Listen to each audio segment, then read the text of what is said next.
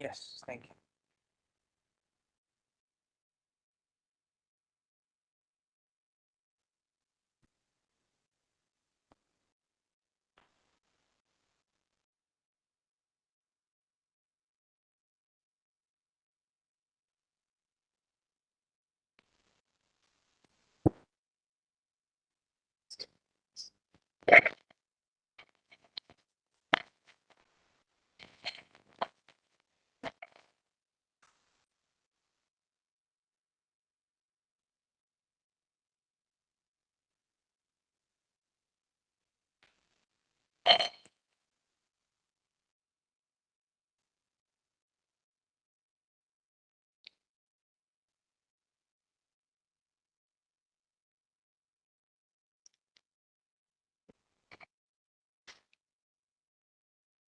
Yes.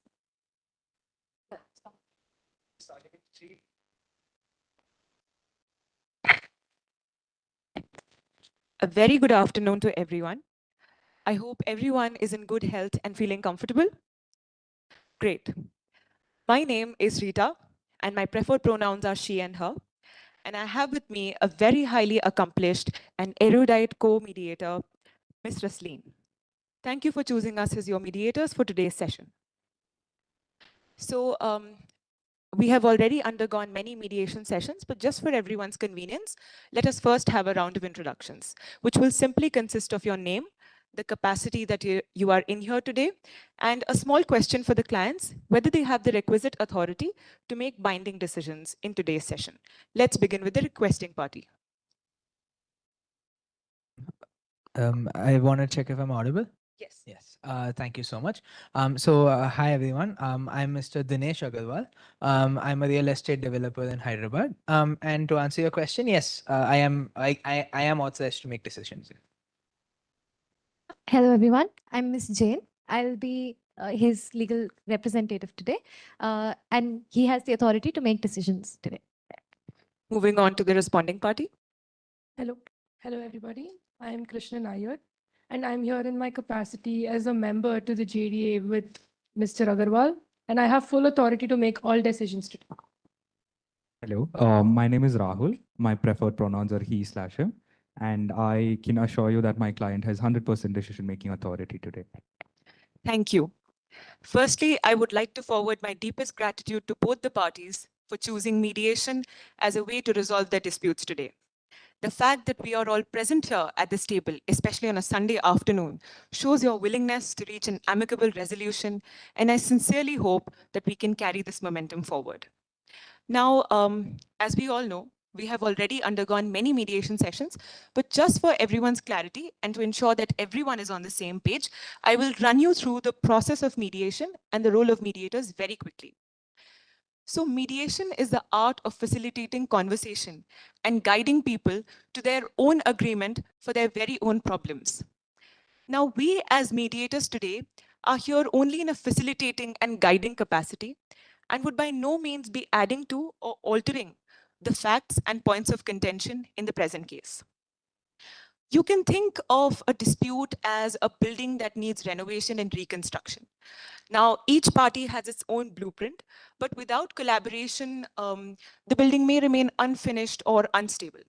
Here, mediation acts or does the role of an architect, combining your ideas, providing a strong foundation, and better structuring everyone's needs. Now, to quickly and briefly state the pillars of mediation, first is confidentiality. Whatever you talk about today will not be disclosed and will not be used as evidence in a court of law. Secondly, neutrality. We are impartial third-party mediators and we don't have any vested interests. Then we have party orientation. So this mediation process is party-oriented and we respect your needs and interests. Then good faith. So we expect you to approach this mediation session with honesty and sincerity. Now I hand it over to my co-mediator to lay down the structure for today's mediation session. Thank you. So, am I audible clearly? Yes. So, thank you so much, Rita, for that wonderful introduction. And a very good afternoon to everyone present here. And thank you for returning to this mediation and for choosing cooperation, openness, and a solution oriented approach once again. Whatever I will be discussing today, I'm sure you've already heard it, but as a mediator, it is a part of my job to reiterate it, to just refresh your minds. Yes, but before that, consider this process as special. You see, in other disputes, it is the courts, the lawyers, or the arbitrators that take control. But today, the control rests with you. It is you who decide the final outcome of this process. So just be mindful of that. And today is not about discussing past construction delays, but it is about ensuring that we do not delay a resolution any longer. So with that, let me quickly take you through the ground rules of mediation, which are very simple.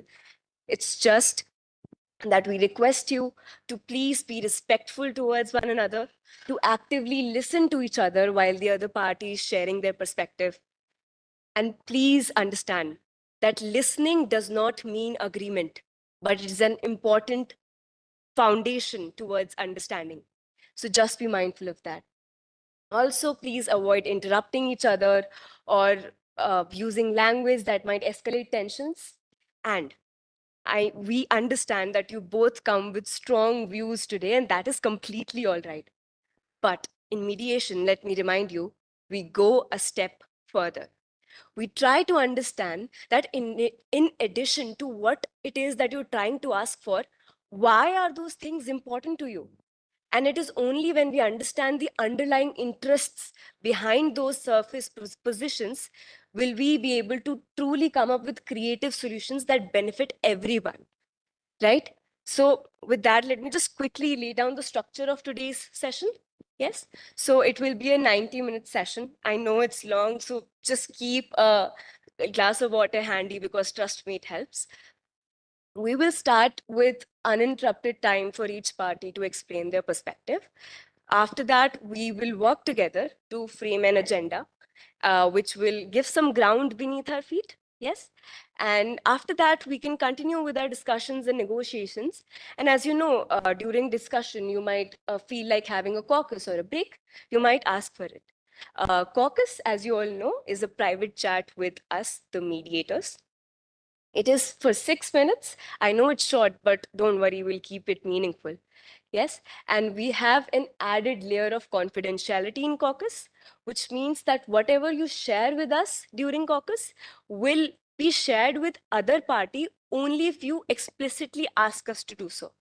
So caucus is your space to explore some ideas that you might want to explore privately. Yes. Now, briefly about breaks. Breaks are your chance to regroup and re-strategize with your teammate because who doesn't need a pause sometimes, right? We'll keep it short and sweet, 4 minutes each side. And the floor will be yours in a minute. But first, just be mindful that we cannot shake hands with clenched fists. Yes. So I request both of you to approach this mediation with open hearts and open hands, ready to truly listen, understand, and collaborate. So, dear parties, the floor is all yours. Anyone can choose to go first.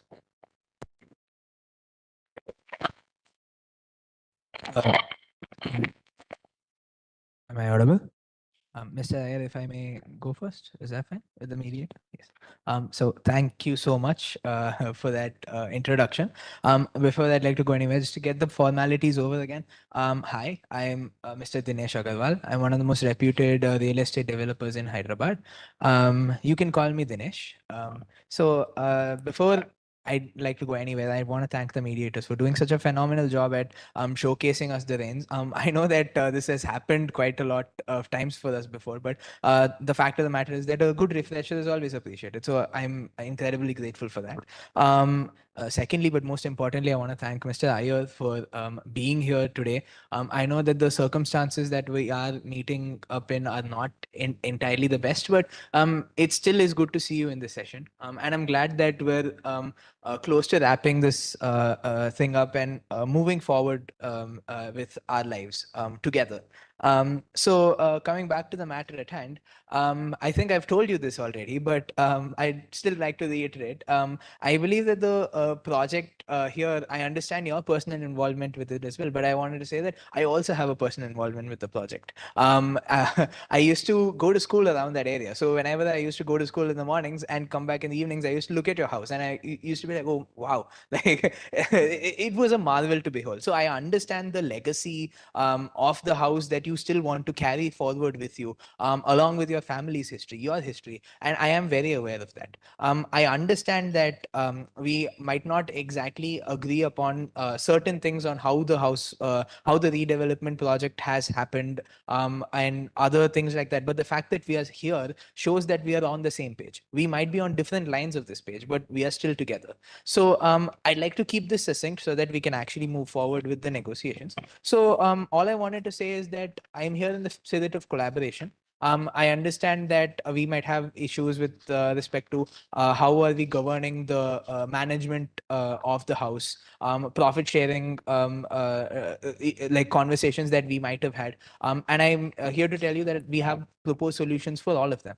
All I'm asking of you is for you to lend your ear and take them into consideration. So coming to the things that we want to discuss in this session. Firstly, I want to discuss, my counsel will be able to elaborate them further, but I just wanted to give them a brief intro. I wanted to discuss the structure of the Residents Welfare Association, along with the profit transparency measures that were also discussed in our previous sessions. I would like to tie a neat bow around them. And then afterwards, I also want to discuss the prospect of flat allocation and how do we proceed with that. So before I like to conclude, there isn't much that I can guarantee at the outset of this mediation session. But there is one thing that I can guarantee: patience. And all I'm asking of you is the same patience. There might be some ideas of mine that you might find to be rather outlandish or difficult to process. But all I'm asking is for you to give me the time and give yourself the time to consider my ideas and take them into consideration. And I definitely will do the same for you. So thank you so much for being here, Council. Good afternoon, everyone. Uh, Firstly, I'd like to thank my client for putting across his points so succinctly. I'd also like to thank the mediators for explaining the process so well. I'm very sure my client was highly appreciative of the same. I'd like to thank Mr. Iyer and his counsel for being so gracious for coming to the mediation. And also, it in itself represents an olive branch that we're willing to put this behind us. So essentially, Mr. Agarwal has often spoken to me of you with immense respect, and he recognizes the goodwill that you have in your society. He recognizes that you're a very reputed person in your society. People look up to you, and he also does in the same manner. And essentially, if I may make an analogy, oftentimes when there's a building, there can be cracks in the building, and there have been cracks in his relationship with you as well from the JDA that was signed 10 years ago. And the cracks can be seen in like profit payment or flat allocation. But if the foundation is strong, it can weather through anything. So my client does believe that he has a strong foundation with you and he can weather through these things as well. So essentially, he has a reputation to uphold in the market. And he also believes that he has some remedial exercises to do with you so as to ensure that the trust that has been lost between the two of you over the past few sessions or over the 10 years since the JDA has been signed can in fact be rebuilt. So that would be his main goal here also, to ensure that the trust that has been lost can be regained. The issues that he would have discussed, and these are in order of priority, would necessarily be firstly the Residents Welfare Association, and these would tie in with the profit transparency measures. Just to clarify, the profit transparency measures include the profit payment that needs to be made along with the financial audit. The second issue would be the flat allocation, and the third would be the token of gratitude. This is an informal issue. This is more something that my client wishes to do in your wife's memory. And essentially, so if I may surmise the three issues again, the first would be the Residents Welfare Association along with the profit transparency measures. The second would be flat allocation. And the third would be a token of gratitude from my client's side in the memory of your wife. So essentially, we come here with the spirit of reconciliation and also with that of inquiry, because we do want to know your perspective on a lot of things, and we hope to hear from you, and also that you can also hear from us. So Mr. Agarwal and his counsel for putting forward your points so well. Back after over a decade of back and forth between us, I was very relieved when my counsel told me that Mr. Agarwal had proposed the idea of mediation. And I must say, I've been quite impressed so far. We have weathered through quite a few issues. However, a lot of things remain unresolved. And I think today, as you mentioned, on our agenda, we do have quite a few contentious issues. A lot of things have changed for me. I'm not getting any younger at this point. I've recently found out that I'm sick and that I only have a few years left to live. Therefore, right now, I'm stuck in a very difficult position. I'm seeing my project that I wanted to cherish the memory of my wife. I'm seeing it before me, but it feels like a house. It doesn't feel like a home, which is why I want this session to be productive.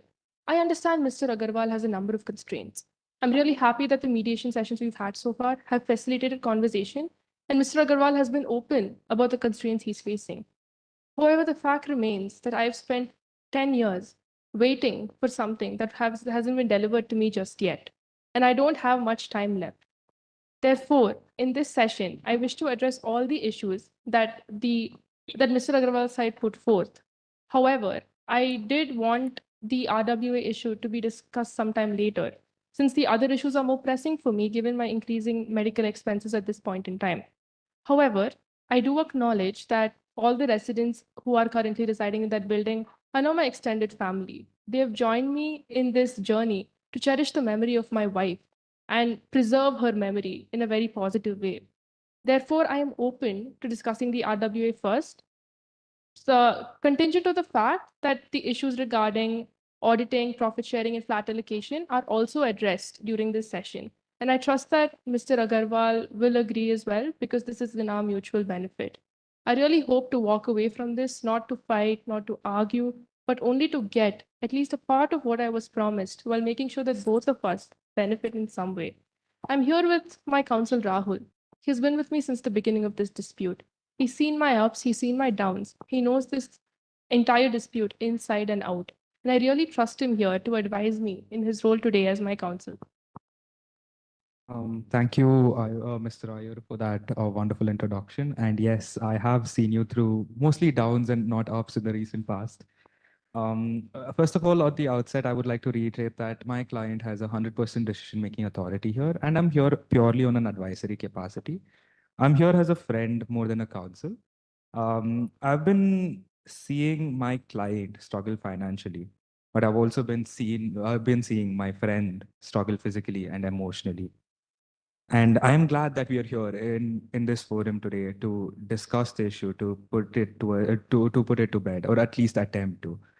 We have started encountering so many wars. We have encountered so many battalions of soldiers, but we've taken down one each, and we are reaching the last few soldiers, and I hopefully we are done with the war. Um, and on that note, I would like to thank the mediators for introducing us to this process, helping us understand how this process works. I also would like to thank them for ensuring that everything in this room stays confidential. If the opposing counsel is okay with it, I would also like to add a point of how we can keep the legal jargon out of the discussion today, so that it would be easier to facilitate the discussion between our clients and secure their best interests instead of diving into the legalities of it. And I would also like to add on the fact that anything said in this room will not act with prejudice outside this forum. Rest assured, I'm pretty sure we will have a fruitful discussion. And like my client said, although we didn't want to discuss the RW initially, my client thinks of the residents of the apartment as extended family, and hence we're open to discussing the issue of the RWA first. Although the latter issues we'd be requesting to divide into separate parts, as in we start with the auditing issue and then we move on to the profit sharing, and finally closing it with the flat allocation issue.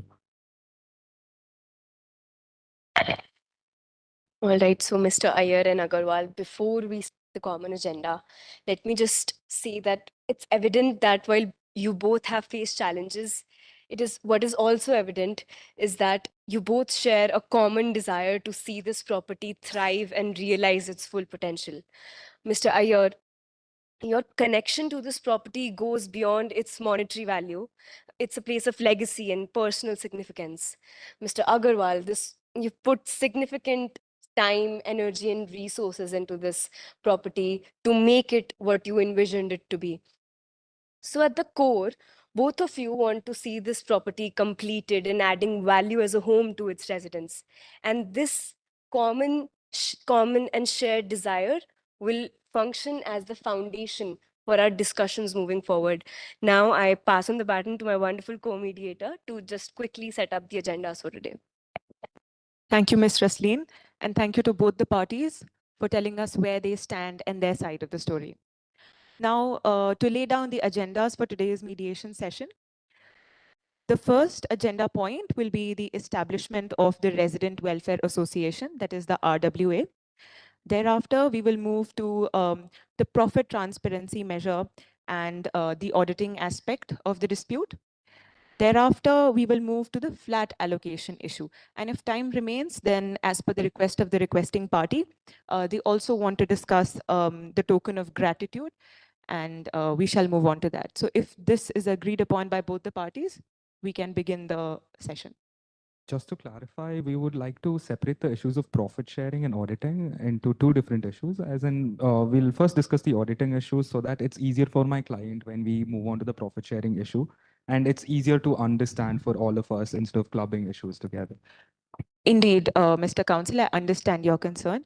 So if the requesting party does not have an issue with it, then we can first discuss the establishment of RWA and then move on to the auditing issue, after which we can discuss the profit sharing aspect. Am I audible? Yes. So just to clarify, there is a reason we've sort of mentioned profit transparency measures instead of just profit sharing. I believe that they kind of blend into each other. So and incidentally, they also blend into the RWA and aspects related to that as well. You will understand as we discuss various aspects of them and may like propose certain ideas. So if my counsel has nothing else to add, I believe that they like some leeway for the interlinkage would, if some leeway was to be given, we'd really be appreciated. Yes, we are okay with this. Our priority at this stage is to make sure all our issues are explicitly addressed, and we do not want anything to go unaddressed at any point. Thank you to both the parties for showing a collaborative spirit.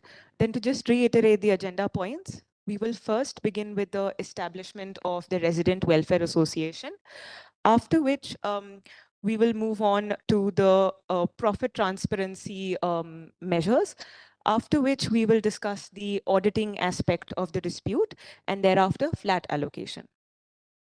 If both the parties don't have anything to add, then we can begin with a joint session. Thank you. Am I audible? Yes, Mr. Iyer, if I may, thank you so much for putting your thoughts out so eloquently.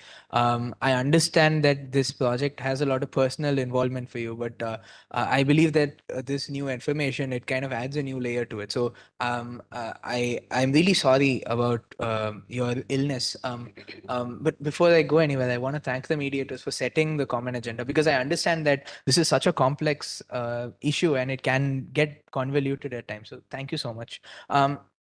But with respect to that, I believe that the token of gratitude, it doesn't really need a separate time. The reason I had brought it up with my counsel was because of the fact that after extensive discussion, I understand even during, even as you were saying earlier, memory is of very key importance to you. Your legacy is of importance to you. That I completely understand. So what we were thinking was we were planning on naming the building after your late wife, Meera. And if you are okay with it, of course, and we wanted to provide a mural for her at the entrance to showcase her memory to all the residents. And like you mentioned, the residents have sort of become your extended family. So I believe that they would also be really appreciative of this.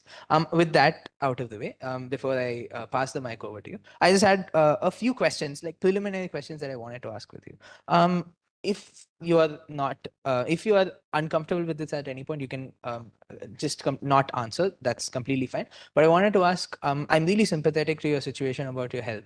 Is there any other details that you can divulge to it, so that we can see if there's any other way in which we can help your case? My counsel would be able to elaborate my position.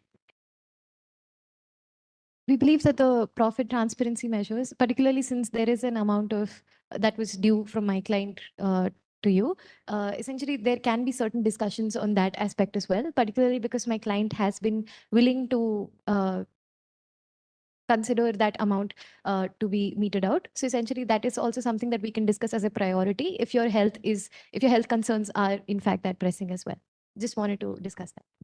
Yes, at this stage, I'm not completely comfortable disclosing the nature of my health conditions. I'm completely okay with proceeding with the RWA issue because I think my counsel advised me that setting up the RWA and making it functional is also beneficial for both me and Mr. Agarwal. So I think that would be easier to get out of the way, considering it is a spillover from our previous meetings as well. So perhaps we could start with that. And another thing, I'm so thankful for your gesture here, but again, I feel like this, as a counsel, I have to say this would entail a lot of problems from changing the name on the documents to changing the names on your bills and everything. Instead, as a friend to my client, I am putting forward a request. If you could instead do it, give us the private terrace with a garden that is named after Smira herself. I'm so sorry to interject, parties. I understand your concern at this point. However, I think that terrace is an issue that is related to flat allocation, and that is something that we have parked as a last agenda for today's mediation session. So if the parties don't have an issue, we can begin with the establishment of RWA. Since we have already laid down the agenda points, I think it will be advisable. Thank you. I completely understand. Yes, I completely understand your position, Mr. Iyer, and I don't want to impose on you. But anyway, with respect to the RWA, we do have some ideas at hand. I understand that we've had extensive discussions about this, and I believe that this is something of crucial importance, considering the timely manner in which we have to make sure that this has to be done, so that operational management and other aspects related to it get running as soon as possible. I believe that we also a proper setting up of an RWA will also attract other people to buy the flats, the unsold flats that are there. So inevitably it'll add on to that as well. So, and I'm certain that that is something you would want as well. So we do have some proposals with respect to that. I think my counsel will be more well suited to explain the intricacies of it. So essentially, just to set a little bit of backdrop, a residential welfare association becomes a mandate once majority of the flats have been allotted. Considering that 7 out of 13 units can be considered to have been allotted, it can be something that needs to be established at this juncture. But essentially, what my client is asking is for a little bit of grace and time, because he has his investment tied up in the building in the form of the 6 unsold units right now. So if we consider those 6 unsold units, my client has spent a lot of his resources on the maintenance of the same, and he does wish to have a say in how the RWA also functions. So keeping that interest in mind, and keeping also your interest, because you have a very emotional connect to the building, he was proposing that the RWA could be established within a timeline of 6 months instead. And in that 6 months, there could be an independent oversight done by a neutral body in question. So essentially, the neutral body, generally the RWA is run by the residents of the building. But in this instance, for the 6 months period in question, and this 6 months is linked to the fact that by then he expects that certain sales would have occurred, etc. So it would also be more democratic in nature, because there would be more votes on the table, since an RWA runs in a participatory model. So keeping all of those things in mind, he would be proposing a 6-month time period during which the RWA would be run by a neutral party, and essentially you would also have a resident advisory role in the same, along with him having oversight on certain aspects of the property which are crucial to his investment. Let me just clarify something. You just said that you would require an oversight over the issue, over the building. For what time period would that be really required? Yeah, With 6 so months? within the proposed time frame of 6 months, this is owing to the fact that I'm going to be completely honest with you, Mr. Iyer. One of the reasons of this is that if there is any sudden change in management, especially towards the residents, we believe that it will kind of negatively affect our efforts in bringing more buyers to the property. So I believe that to ensure that there is a smooth transition between the management that is there right now and the management of the residents, an interim period of 6 months would definitely help in that. I did want to ask if you had any other alternative time frames in mind so that we may have a conversation about it. Mr. Agarwal, I'm very appreciative of the fact that you've come here with solutions in mind, which will definitely help us reach a solution much quicker. I just had a few concerns. You mentioned having a neutral body oversee the RWA in the interim period, and you mentioned your oversight as well. I don't particularly understand how this would work because right now the RWA, or at least the amenities, which is what the RWA primarily focuses on, has completely been led by you and your developing team. I mean, it is a known fact that there are a number of issues with respect to the amenities right now in the complex. And I was wondering how you seek to address these, considering you haven't addressed them so far. And another aspect is that you also agreed to take up some legal and administrative costs in setting up the RWA. But now you claim that a lot of your funds are tied up. I'm just a little confused as to all these aspects, mainly pertaining to how this oversight is going to work. Who is this neutral body? And how is it that in 6 months you can assure us that the flats will be sold? Because it's been 10 years and you've been facing issues. And from what my counsel told me, I think there was a downturn in the market in Hyderabad as well. I'm hearing that less people are purchasing flats in Hyderabad as well. I'm not very sure. That's just the conversation we were having. So I just wanted to understand how you are able to provide this guarantee of 6 months and how you seek to address these issues in the interim period. Just to clarify, my client who is talking about me and my client were discussing about the previous market conditions in Hyderabad in the last 2 quarters and how it's fallen down rapidly. And that's why we were wondering about your 6 months deadline and how you're going to achieve it and what is your reasoning behind that as well. Right. So, given that there is a lot on the table, I would just briefly like to summarize here. What Mr. Iyer is trying to understand here is the actual specifications of the RWA so that everyone can have the clarity, so that we can ensure that the solution that we reach to is practical today, along with a guarantee of as to how in 6 months those flats will actually be sold. So, over to you, Mr. Agarwal.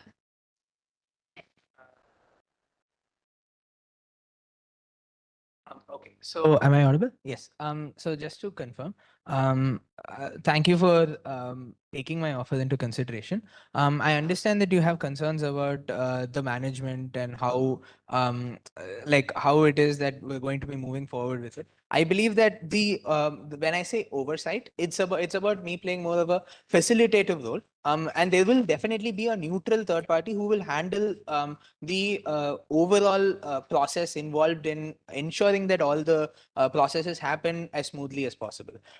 One thing I believe that I did not hear you responding to is the fact that we're also willing to give you an advisory capacity because we understand that this house is this building is very close to your heart and you need to have some sort of say in how things are happening in the building. So I understand, if I recall my counsel telling me that you already have 3 flats there. So there is some proportional vote system or something like that as well with respect to the RWA. I think she'd be more equipped to answer that. So you will definitely have more of a say even when the final RWA is constructed. So at the interim period, this 6 month period, we believe that you will also have a say in how things are running.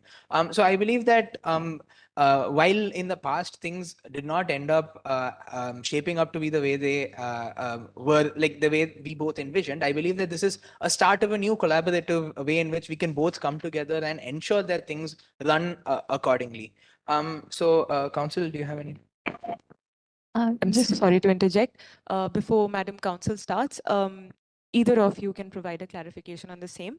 So can you also elaborate on the appointment procedure of the neutral third party? Is it going to be a mutual decision made between both the parties, or how do you propose to go about it? All right. So the neutral party in question, like generally the way an RWA functions is there's a democratic system of election by the people who are part of the residential society. But herein, what we're proposing is that the interim, like currently, as has been pointed out rightly by Mr. Iyer, the process is managed by the developer in question. That is my client, Mr. Agarwal.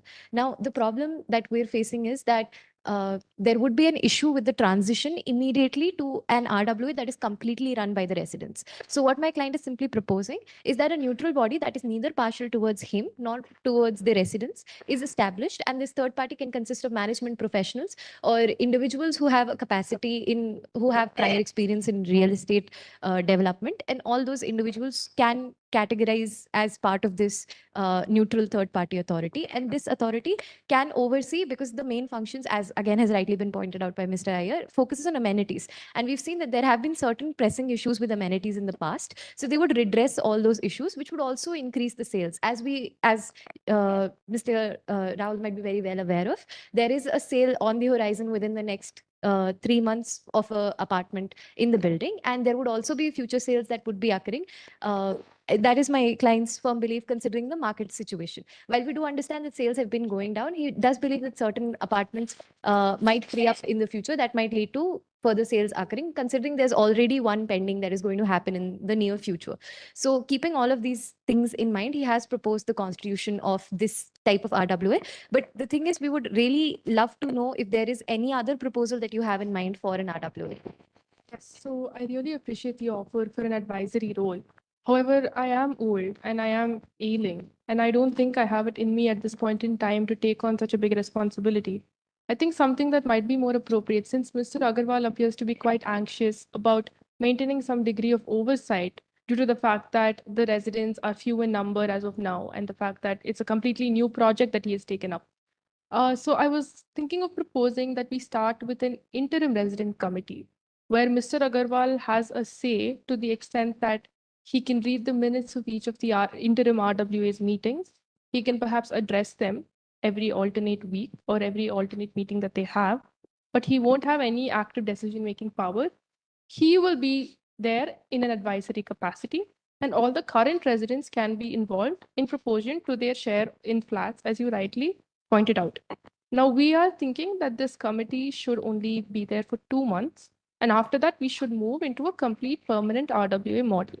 This is solely because we've seen a lot of issues regarding amenities have not been resolved. And I empathize with Mr. Agarwal. I mean, my counsel was explaining to me just how much a developer has on his plate. And I can understand why amenities might not have been your top priority, especially because we've been addressing so many issues over the past few meetings we've had. So perhaps if you're amenable to this, we can start off with this. Could the mediator sum up our positions and interests till this point? Thank you to both the parties. I feel that we are making progress. However, too much information can certainly be confusing. So Mr. Dinesh Agarwal has proposed that in a 6-month period, an independent or a neutral body be constituted for oversight over the building until the RWA, that is the Resident Welfare Association, has not been established. And the main function of this body will be oversight and looking after the broader issues and the shared amenities aspect. Now, this will be looked after by a neutral party that will not be partial to anybody. And they are ready to provide an advisory role to Mr. Iyer. In return, the responding party has proposed the formation of an interim resident committee. It will have an advisory role, and it proposes that the minutes of meetings be sent at regular intervals, that is at some interval that I think we can discuss later on in detail, and it will have advisory role. And if my co-mediator has anything to add. Thank you, Rita. Not that I want to add something to the summarization, but I just have a question as to what are the actual details of, or the powers or the responsibilities that will entail in that oversight mechanism that Mr. Agarwal, you are proposing. I believe my counsel is more well suited to answer this question because it's a very legally oriented question. So, counsel. An RWA generally functions in maintenance, administrative issues, and for amenities of a building. And generally, that would be the function of the RWA that's formulated in the interim period of 6 months as well. As has been stated by Mr. Iyer's counsel, they wish to have another interim RWA, which would be only constituted for a period of 2 months with my client in an advisory capacity and no decision-making authority. Keeping all of that in mind, I believe that this root cause of this might be the fact that there's a trust deficit that you might have with my client being part of the RWA, if I've understood the root cause of this correctly. Keeping that in mind, I'd let him take over.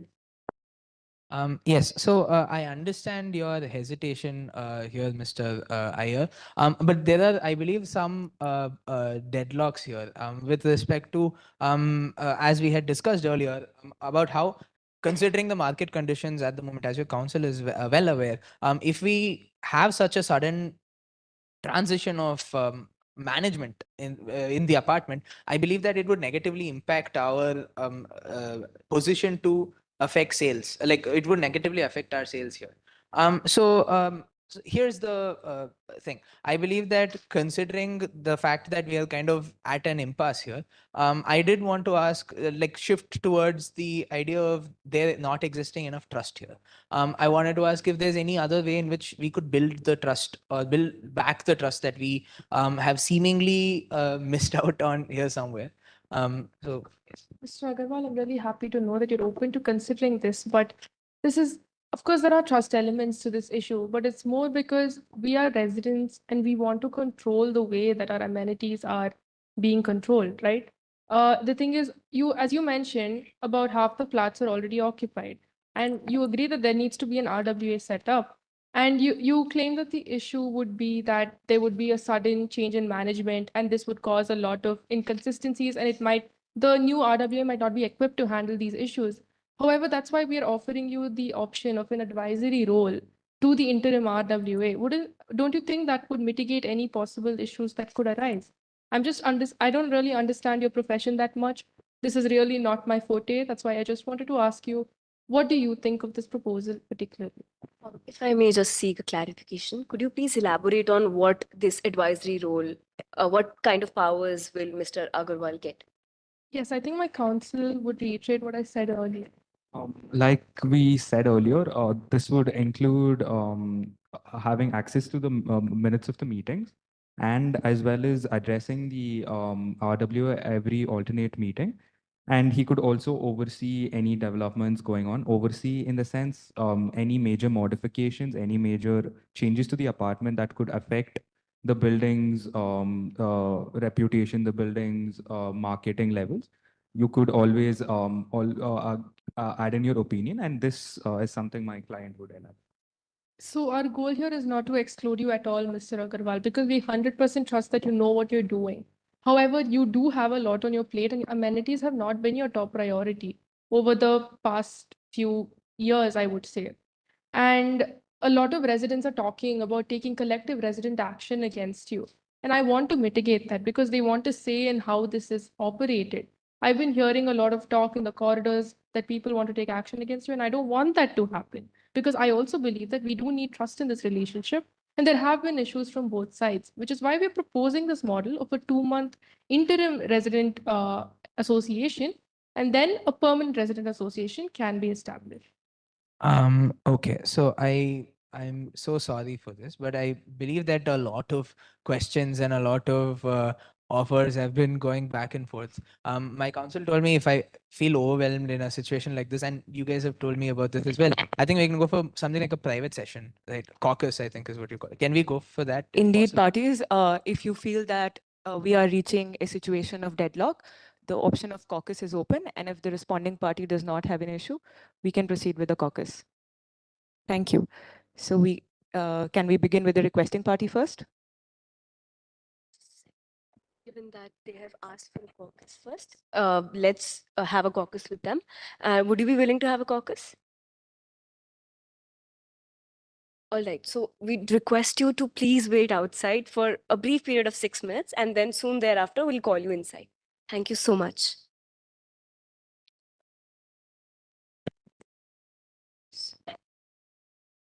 Yeah, sure. It's fine. It's fine. Yeah. So, Mr. Agarwal, thank you so much for agreeing to this caucus. The floor will be yours in a minute to address all the concerns that you have. But please be mindful of two things. Given that we just have 6 minutes, please be concise. And also, whatever, uh, while you state any new facts or bring any solutions to the table, please also let us know if you want us to reveal it to the other party, Yes. because confidentiality is our priority.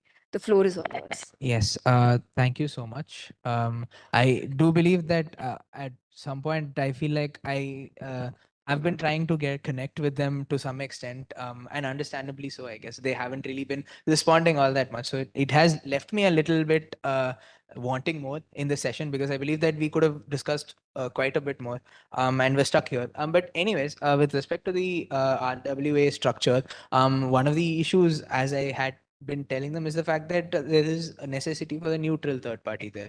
I understand if Mr. Iyer would not want to be in an advisory capacity, considering his age, considering his illness. I just wish that to some extent he would take into consideration the market as well, while his counsel is so well versed with the market. Anyways, coming down to this, one of the other things that I wanted to discuss was the audit. As we had discussed, there is a profit transparency measure that we've also proposed to be discussing.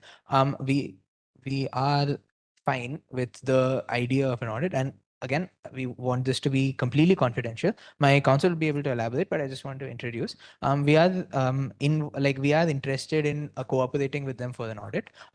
We just need some time for it, not that much time. We just need 4 to 8 weeks for us to complete everything else, and then complete everything, like sort out our finances, and slowly, and then welcome them to take part in the audit. We do have some slight uh, conditions there, which I believe that they would be sympathetic to.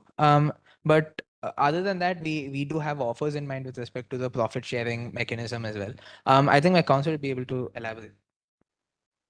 The issue is that, just to contextualize it a bit, the idea is that Mr. Iyer currently possesses 3 units in the building, and going by the establishment of the RWA procedure, he would have 3 votes, and we only wish to have the RWA established after all the flats have been sold, so that there is an equal representation in the RWA itself. Considering that, I think my client would be more amenable to having the 6 months timeline be there, and for the RWA to be established, as in the period for which the interim RWA would operate, wherein there would be an independent oversight authority. Keeping that in mind, the second thing would also be that having him as an advisory capacity or oversight does not necessarily provide protection to the investments that he has in the building. And thirdly, the reason why we brought up the audit was also because we feel that maybe the issue that they have with us being in a more participative role in the RWA is the fact that there's a trust deficit. So to address the same, we did agree to a limited scope audit, and the details of which we would be willing to discuss very clearly. And also, I think considering his health concerns, we would be willing to be very flexible on the profit arrangement as well. Because I think the numbers we can discuss when they're in fact here, but we do believe that there can be more discussions on the same. Regarding. I had one question, Madam Counsel. So you have proposed the establishment of a neutral body, and the responding party proposes the establishment of an interim resident committee. And considering that they wanted to be established within a period of 2 months, and you wanted to be established within a period of 6 months, and we completely understand your current position of being in a financial crunch. So do you want to show any flexibility on the timeline aspect, or if not, then is it possible to include Mr. Iyer in an advisory capacity to reach some common ground in today's session? Advisory capacity in the sense, like, towards what? I'm so sorry. Like, So basically, in what the RWA, you're saying? in the body that you are proposing should be established? Yes, we had proposed that to Mr. Iyer, and he had told us that he is not maybe not interested, but his health conditions are preventing him from it. If he's willing to be a part of it, we'd be more than happy, because, like I said, I believe that one of the things that he had prefaced in previous sessions is the fact that he's emotionally connected to this. But anyways, with respect to the timing, I believe that 6 months is what we need for us to take this home.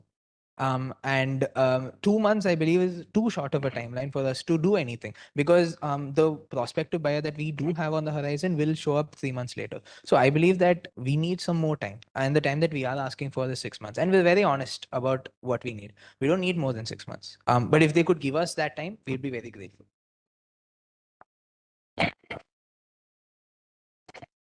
I completely understand, and thank you for the clarification. So from what we have understood from this caucus session, what the requesting party proposes is that you are agreeable to the conduction of an audit, a limited audit within a period of 4 to 8 weeks. And then Mr. Iyer will, yes, and then he will be included in an advisory capacity in the neutral body that will be conducted. Is there anything that you want us to withhold apart from the audit aspect? Thing else, if you can just propose the idea of them being a neutral body in the RWA, and about the timeline that we need considering the market conditions, we'll be very grateful. We will propose the idea of an audit to them ourselves. Yeah. We can call them.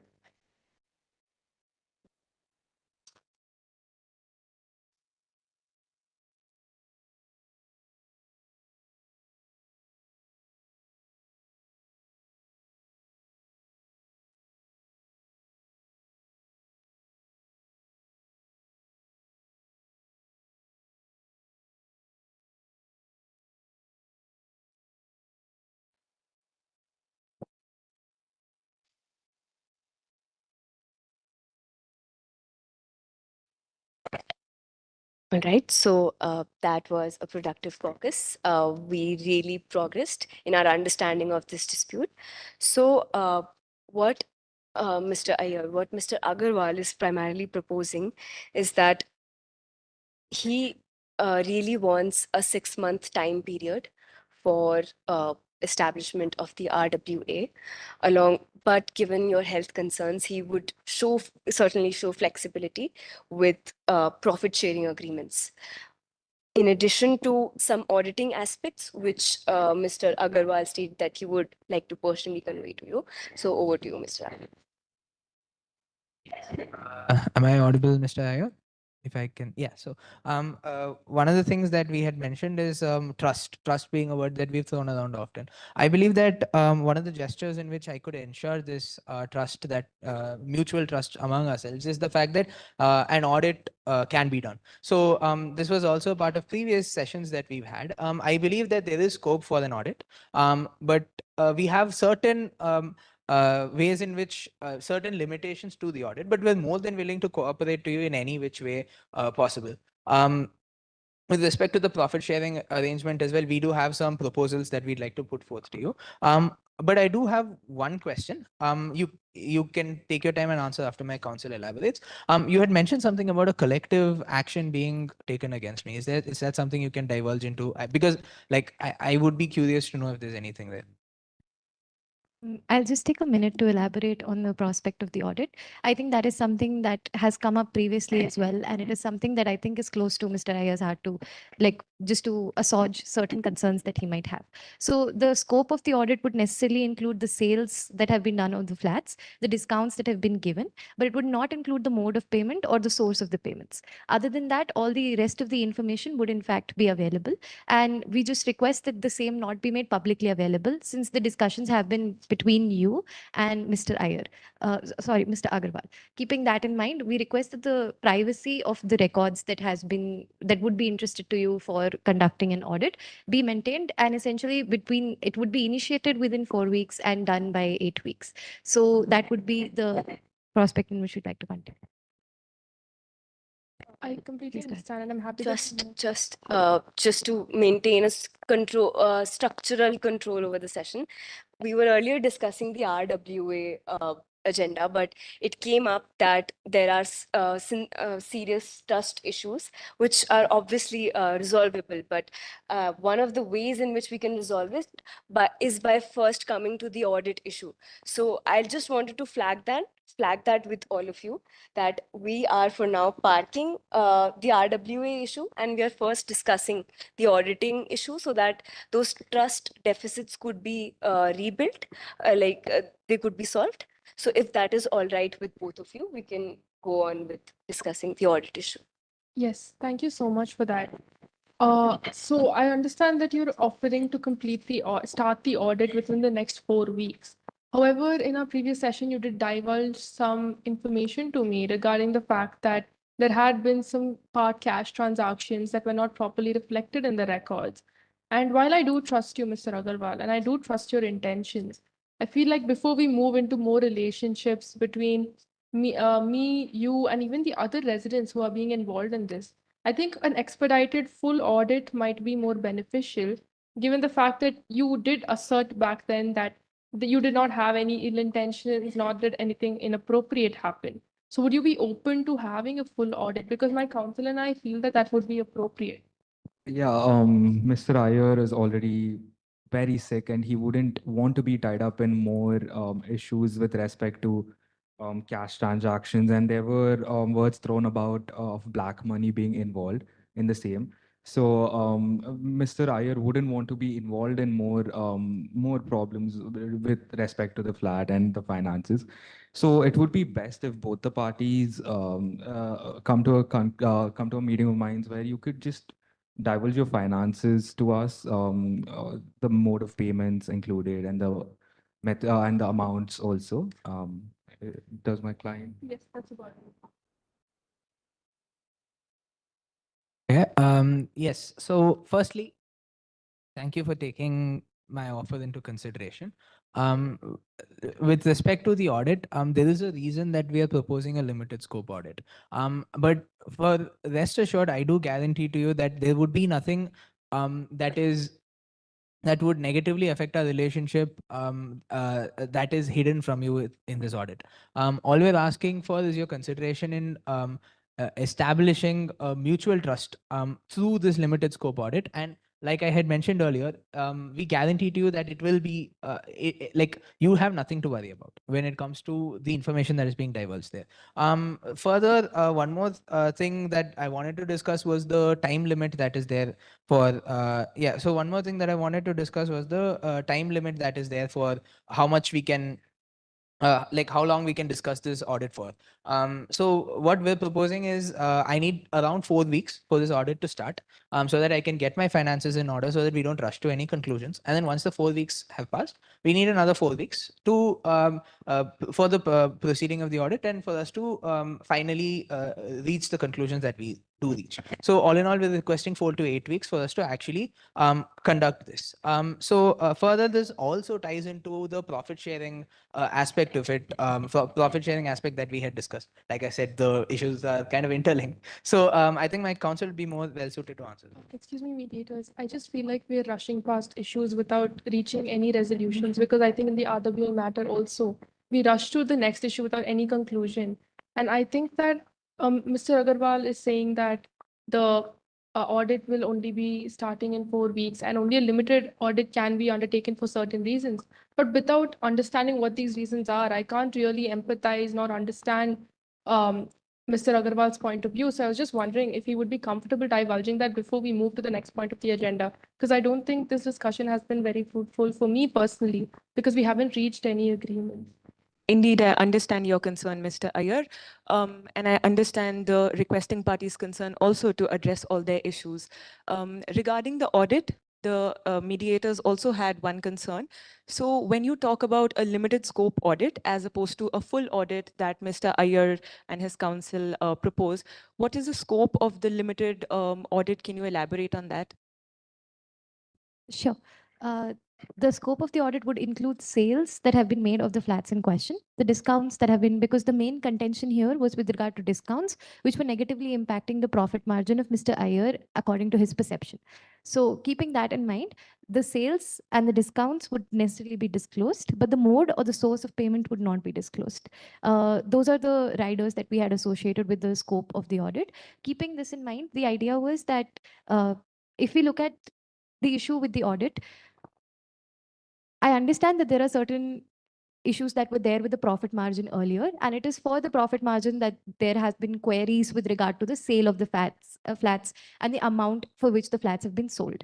And the idea is that my client is willing to defer a payment of 1.5 lakhs uh, for the profit share payment as soon as the sale of the additional 2 flats takes place. And the idea behind it is to assuage your concerns with regard to your reduced profit share because of some perceived reduction in profits because of discounts that have been given. So we're disclosing the discounts that have been given to you. Along with that, we're also assuring that the profit margin that is owed to you is also paid within a period of 2 months, within the period of 4 to 6 months. And this will ensure that your profit payment also reaches you, and that the concerns that you had with regard to the discounts that have been given have also been assuaged through this audit.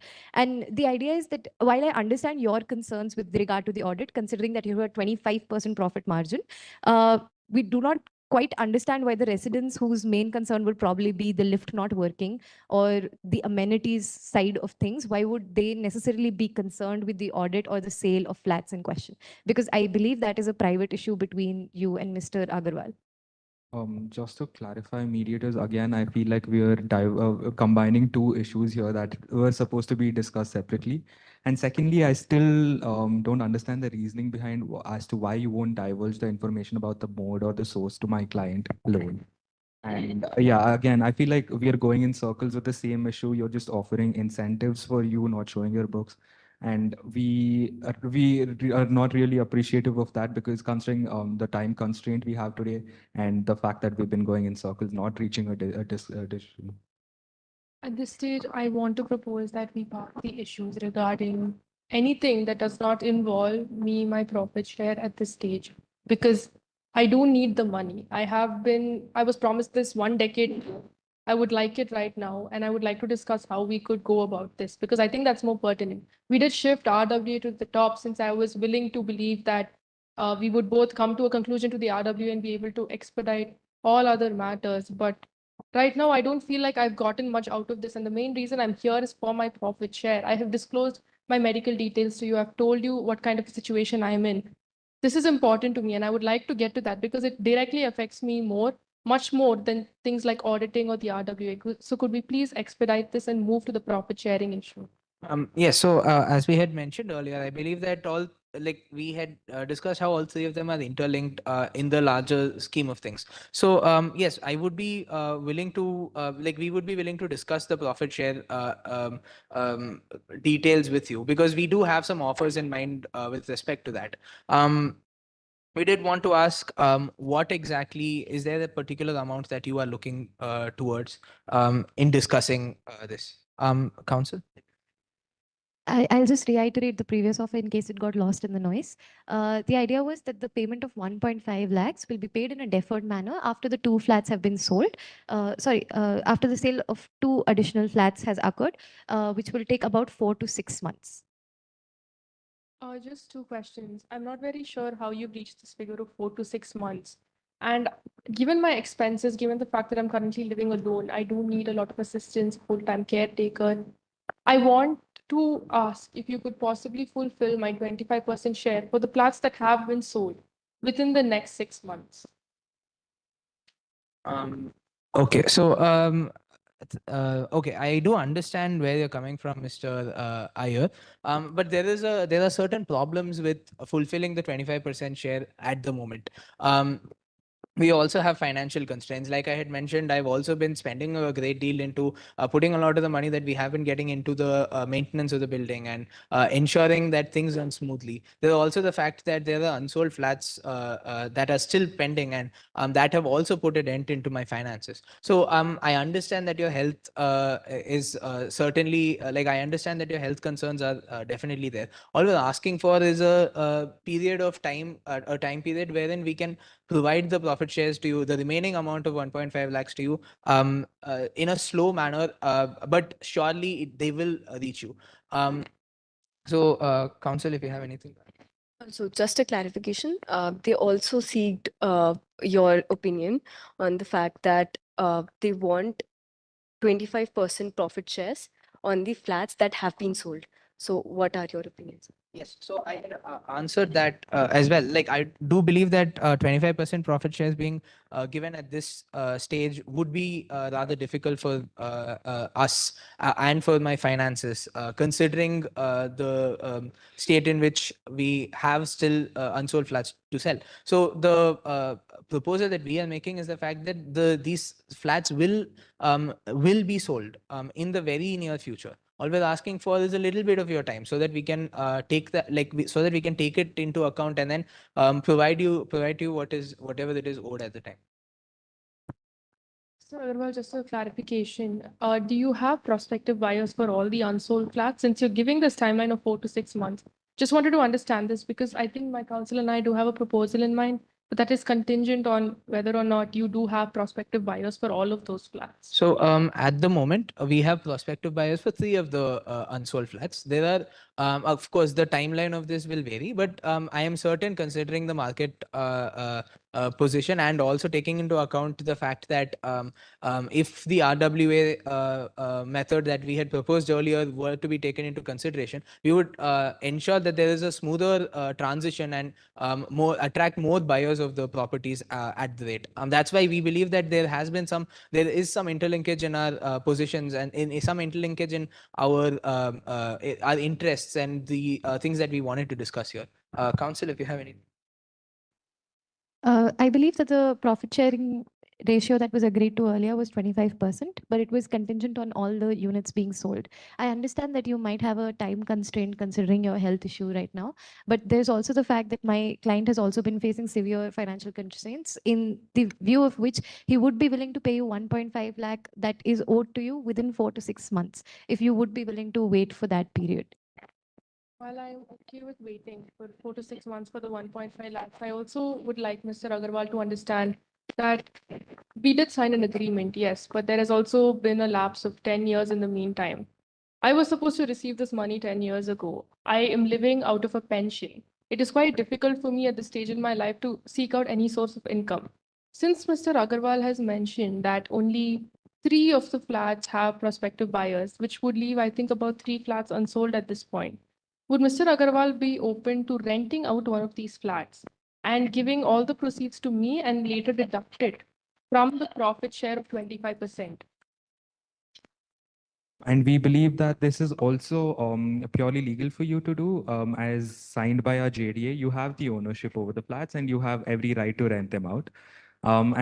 This wouldn't cause a dent into your financials as well. And it gives us the money that we need, that Mr. Iyer needs to support his medical bills, his caretaker, and his family. And given the fact that this is a peak residential location, it's surrounded by places like hospitals, schools, we strongly believe that renting would be a good way for me to get a steady source of income at this point. Because I was expecting a lump sum 10 years ago, and right now I'm left with absolutely nothing. I would like something in the interim until you can muster up the 1.5 lakhs to pay me in 4 to 6 months. Just to clarify, so the offer that they had put forth, that is the payment of 1.5 lakhs in a deferred manner over a period of 4 to 6 months, is not acceptable by the responding party? We accept it, but I also believe that it needs to be acknowledged that I require some money in the meantime, given the fact that I don't have a source of income. Therefore, we are proposing that Mr. Agarwal rents out one of his unsold apartments and gives the proceeds to me so that I can make use of it in the meantime. All right. Okay. So first of all, thank you for taking that offer into consideration. I do empathize with your position here. So with respect to the renting out of the property, so I do have some questions. So with this renting out of the property and you receiving income from the rent that is being provided, this is over the period of time, right? Constant, and as and when the tenants pay, you would transfer the money to me. Yes. Okay. So, with respect to that, I do wanted to ask you to take that into comparison with the 1.5 lakhs that we are paying to you in deferred, like 1.5 lakhs as an advance we are paying to you in deferred method for the like in the coming months. So, my counsel, if anything, had. Considering that the flat allocation issue is also on the agenda, and once the flat allocation has been taken into consideration, the positions of the flats will change, hopefully. In case you're amenable to the same, then I think the renting process will also change accordingly. Because there are certain, as my client has told me earlier, there are certain types of properties that are easier to sell than others. Like, for instance, a 3 BHK or a 1 BHK is harder to sell, or for instance, it is harder to rent out than, say, a 2 BHK. So considering how the flat allocation issue goes, I think we can keep the rent issue as contingent to the same, because that will also depend on whether the renting will in fact take place or not. But this is something that in principle seems to be, that might suit the needs of Mr. Iyer as well as my client. Yes, and I believe that renting out the flats, like my counsel had said, is kind of contingent on the flat allocation issue. So I believe that we are again now jumping to another agenda. If we can discuss this, discuss the present agenda, and once we reached a natural conclusion, then if we can move to the flat allocation, I believe that that would be better. No worries, I will do that. So what they're proposing is they're still considering your offer for them to rent out one of the flats and pay you the proceeds. But they believe that while doing that, they'll have to consider which particular flats will have to be rented out. And for that, we need to first sort out the flat allocation issue to be able to effectively deal with that problem. So they are offering to park this issue once again to move to the flat allocation issue. So if that is all right with you. Given the Also- fact that it is a given that at least one of the flats will be available at the end of flat allocation, given that I was anyway only allotted 3 flats, and that is included in the unsold flats, I think that we should at least reach an in-principle agreement here. I really don't want to walk away from this session having achieved absolutely nothing, which is why I think this might be one of the less contentious issues that we could possibly agree upon at this point. If Parties, I- before moving to the flat allocation issue, let us first draw a broad conclusion over the issue of profit payment. So the offer that was put forth by the party, by the requesting party specifically, was 1.5 lakh deferred payment over 4 to 6 months. Now you do agree upon that. However, the renting aspect is in question, which can be discussed contingent on the flat allocation, which we shall move to after this issue.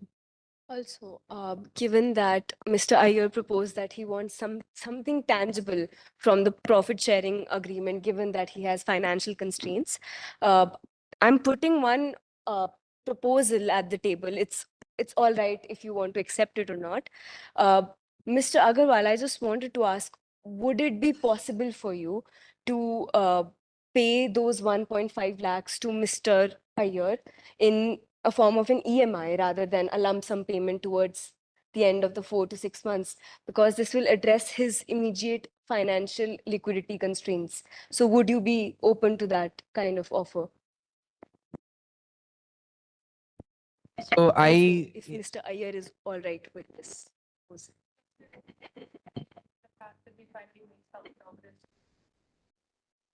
Okay, so with respect to the EMI, I do have to take a look at my finances. Like I had mentioned earlier, managing these properties isn't cheap. And there also comes into account the costs that are involved in potentially setting up the RWA, ensuring that enough people buy the unsold flats at the moment. That is why I believe that one of the key aspects here is that require some time. We require some time to make sure that we fulfill all of our financial obligations that are already there, so that we can provide for Mr. Iyer as well. And we are very sympathetic to your situation. So I believe that I can take into account the EMI proposal. Thank you so much, Rasleen, for that idea. But I require some time for me to ponder over it before I could actually give a conclusive answer. If it is agreeable to Mr. Iyer, I think we can discuss, since we have reached an in-principle agreement regarding the renting out of the flat. I think Yes. I think my client is amenable to the same. So I think there can be a source of continuous income that can also be considered. So I think we can keep the renting out aspect as well as the EMI aspect on the table, and that can be something that we can ponder upon. If it is possible, I would just like to put in a proposal for the flat allocation issue, considering that in dire situations, you can also use that as an asset to leverage some income for your health concerns. So essentially, if since my client had instructed me earlier with a building plan, and considering that your 1 BHK apartment is on the second floor, I believe, keeping that in mind, I will let my client elaborate more on the manner in which he envisioned the flat allocation, which I think you would be interested to hear. All right. So sorry to interrupt you, but before we proceed with the actual details of the flat allocation, I would just like to ask Mr. Iyer if they are amenable to an in-principle agreement on the profit sharing as well as the EMI arrangement that we just discussed. Yes, we are open to this agreement, and we were just wondering if we could perhaps explain our position on the flat allocation issue first, because there are a few things that we would like to address. Would you hear it? Yeah, please go ahead. So we understand based on our agreement, I was promised top floor apartments. And there were some safety regulations that you had to follow. And I completely understand that. I see that that's unforeseeable. And I don't want to go back to the past and ponder over what happened. But at this point, I understand that you're in the talks with one of the buyers, a prospective buyer to possibly purchase that apartment. And my counsel and I were discussing, and he was telling me that there is some kind of an agreement we can draft up where if that property is not sold, you offer it to me first so that I can purchase it for myself if needed. My counsel could probably elaborate. I think my client is talking about the concept of the right of first refusal, basically, and the fact that my client was promised the top 2 floor apartments, and we understand that you believe that it is better for profit and easier to sell as well, and we've given you that leeway of selling it to the other person, but we still would like the right of first refusal if the offer, if the sale doesn't go through. And in addition to this, since one of the top floor apartments remain unsold, we were wondering if you would be open to selling that to us and allotting that to us. Yes, so sorry. I'm not very familiar with the principle of what were you saying? Right to first refusal. I think my counsel would be able to discuss that in more detail, and then I'll respond to your question.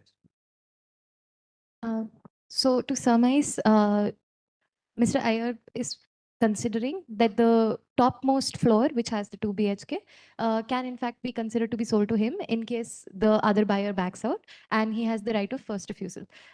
Keeping that in mind, my client before coming here had instructed me and had told me about Mr. Iyer's reasons for wanting the apartment in question, because I think he had wanted the apartment for his children, and he had wanted, because he has 2 children, I believe, and he wanted to have a continuity in the apartments for the same. So keeping that in mind, I believe that my client would like to add.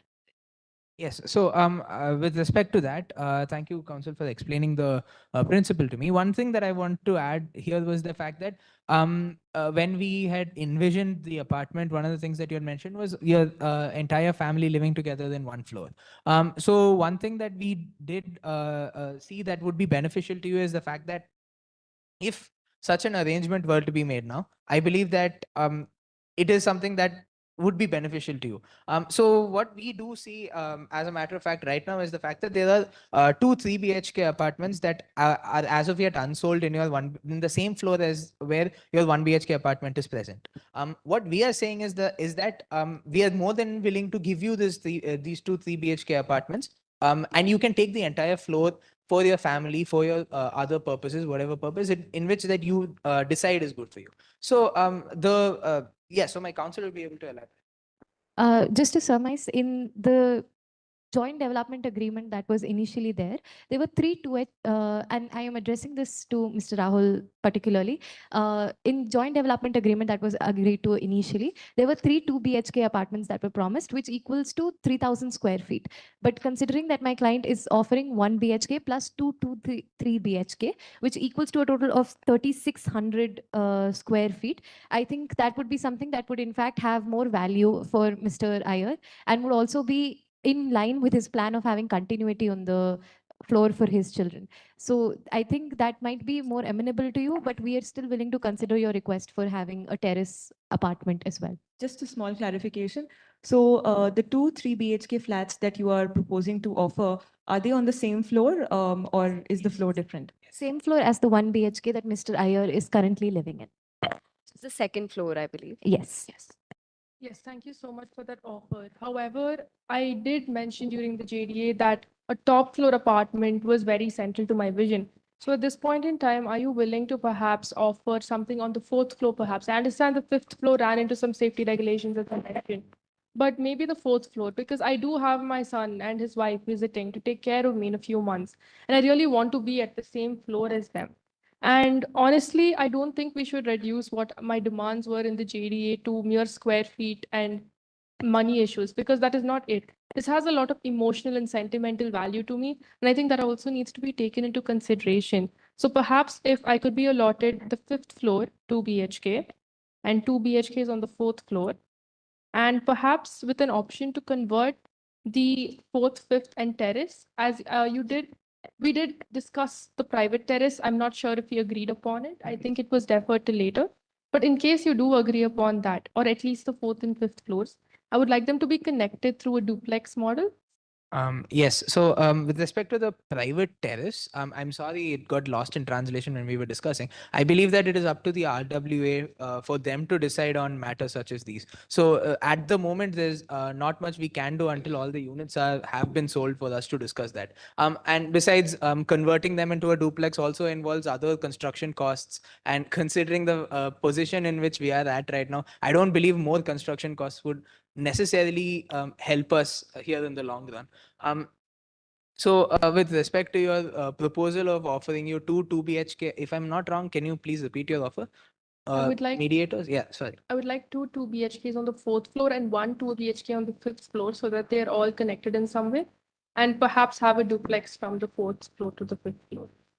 Okay, so with respect to that, we do have certain issues with giving you the 2 BHK on the if do I have the attentions of the yes, thank you so much. We do have some issues with like we do have some issue, like I have to be honest with you, we do have some issues with giving you allocating 2 BHK apartments to you on the top floor. And moreover, we believe that your yes. So, moreover, we believe that one of the joint visions that you had with was the fact that you would get to spend quality time with your family on the same floor. We do. One thing we can guarantee is the fact that you will still have access to the terrace. You will still have access to. You will still be able to spend time with your children. That will not be an area of compromise. But one of the things that we are proposing is the fact that we're giving you 3 BHK, like 3 BHK apartments in addition to the 1 BHK apartment that you do have right now. Council, do you? I believe, as you're well aware, that the 2 BHK apartment on the fifth floor is already up for sale. So keeping that in mind, I think that the allocation might not be possible without that right to first refusal contract coming into place. And I believe Just that a clarification, given that there are two BHKs on the fifth floor, what is the current status of both of them? One of them is in final stages of being sold in the coming months. Yes. And what about the other one? The other one is as of yet unsold, but there might be prospective buyers looking for it down the line. Okay. So one more clarification. Considering a possibility that both the flats on the top floor get sold, will the terrace belong to the owners of those flats, or the terrace will be accessible to Mr. Iyer, as you have said that they can access the terrace with their family? the terrace is a joint resource and it will remain a joint resource regardless of whoever is using the fifth floor. Another clarification that I have for Mr. Iyer, we're just clearing the air out so that we can reach to a clear agreement, right? So you just mentioned that you require two BHKs on the fourth floor and a 2 BHK on the fifth floor, right? Mr. Iyer, I'm just trying to understand what is your underlying interest that is displaying through your current position, because as stated in the current documents that we have, we understand that it is important for you to have a shared space for your living family, which Mr. Agarwal has attempted to propose to you by providing it to you on the second floor with two 3 BHKs and a 1 BHK. So I'm trying to understand why is the proposal that you proposed, why is it important to you? What are the underlying interests here? Firstly, I want to have my family near me at any point in time. Right now, I live, and I think apartments close to each other would be extremely beneficial for me. Back when it was just me, my wife, and my children, we lived in an independent house. I had them at any point in time. So shifting that entire model into an apartment is a pretty big deal for me. It was an incredibly big shift. And I believe that even as per the JDA, I was supposed to have the apartments close together. And throughout our negotiations, the agreement has been emphasized so much. And now I feel that I've also been wrong due to the fact that the agreement has not been honored. And not only this, the top floor, the idea of a top floor building was because my grandchildren, they would thoroughly enjoy playing in the terrace. This has a lot of sentimental value for me because I grew up on these exact grounds, playing with my siblings, playing with my parents. It has incredible emotional value for me. And I feel like that's kind of getting lost in this conversation and is being reduced to a matter of numbers on what floor, what square feet. So right now, I think my priority is to get two adjacent apartments on the same floor. But I think the point that I would find definitely mandatory and non-negotiable is the fact that I should get at least one 2 BHK on the fifth floor and access to the terrace for the fact that the JDA has not been honored. I believe that I totally understand your emotional connection to the terrace and your concerns with regard to your family. However, I feel that we are running around in circles as far as the allocation of flats on particular floors is concerned. So, Mr. Iyer, you have communicated that allotment of flats on the same floor is of importance to you.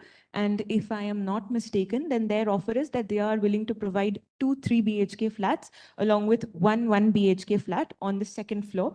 So all of the flats are on the same floor, apart from the terrace, which will be a joint resource. So, Mr. Iyer, can we expect some level of flexibility from you, since terrace is something that they are willing to offer? I am willing to accept the two 3 BHKs on the third floor. However, I do still want to push for a 2 BHK on the top floor because the top floor aspect was integral to my initial vision. It was emphasized in the agreement as well.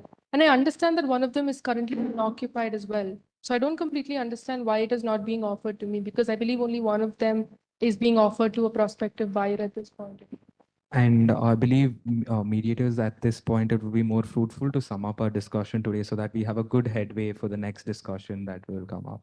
Indeed, once Let's just let him conclude. Mr. Agarwal answers, we can It would be conclude. great if I could just put my Yes. point forward. Is like one of the things, Mr. Iyer, I wanted to emphasize is that I understand that you might be frustrated with the system. I understand you might be frustrated with the JDA, etc. But one thing that I want to emphasize is the fact that we're here in a mediation. We're here in collaborative spirit, and I believe that some leeway, some conversation about this would be beneficial for the both of us. And with respect to the proposal about the apartments being given to you in the within the same floor, we thought of it as a gesture, since considering the fact that you've told us that you are ailing. We figured that if you had your entire family with you in the same floor, it would be more beneficial to you, so that you could stay with your family, you can spend quality time with your family, and any necessity, any urgent needs that you might have had, you would be immediately it would be immediately addressed with your family being right at your side. I understand the emphasis on spending quality time in the terrace and everything else. And like the mediators mentioned, and like we have mentioned, the terrace is still a joint resource. It is still something that you can definitely use. So what we are proposing is the fact that you would still be able to spend quality time with your family while also be making sure that they would be there to take care of you. They would be there to ensure that you are of good health. Council. I'd just like to add that the intention was not to reduce your attachment to the building to square feet. The intention was to highlight that it would be beneficial to you, considering you might need it in cases of contingency, and that it would be more profitable to have a 3 BHK apartment. That was the sole intention for including that number. At this point in time, I have, if I'm not wrong, accepted the offer for the two 3 BHKs on the third floor, and that was not a point in contention at all. I think the only problem that we are having is with respect to the top floor apartment, which I don't think either of you addressed, but I do think that we do have positive time at this point. And I don't think that we can discuss this right now. So maybe we should postpone the discussion of the top floor apartment to a later date. Indeed, due to the paucity of time, we might not be able to delve further into the issue of flat allocation.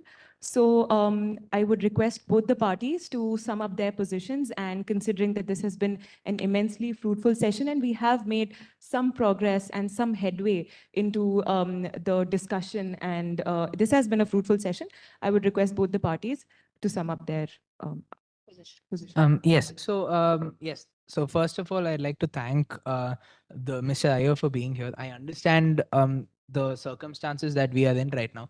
And I'm very grateful for the patience that you offered me. I understand at some point things got heated. We did exchange words and said some things that we both feel like are positions that we are in. But I believe that more further than that, we need to come to a consensus here. So I believe that this is the first step in the right direction. And I hope and I believe that we will definitely make some headway moving forward. I apologize if I couldn't answer some of your questions. It was such a complex discussion that some of them missed me out in transition.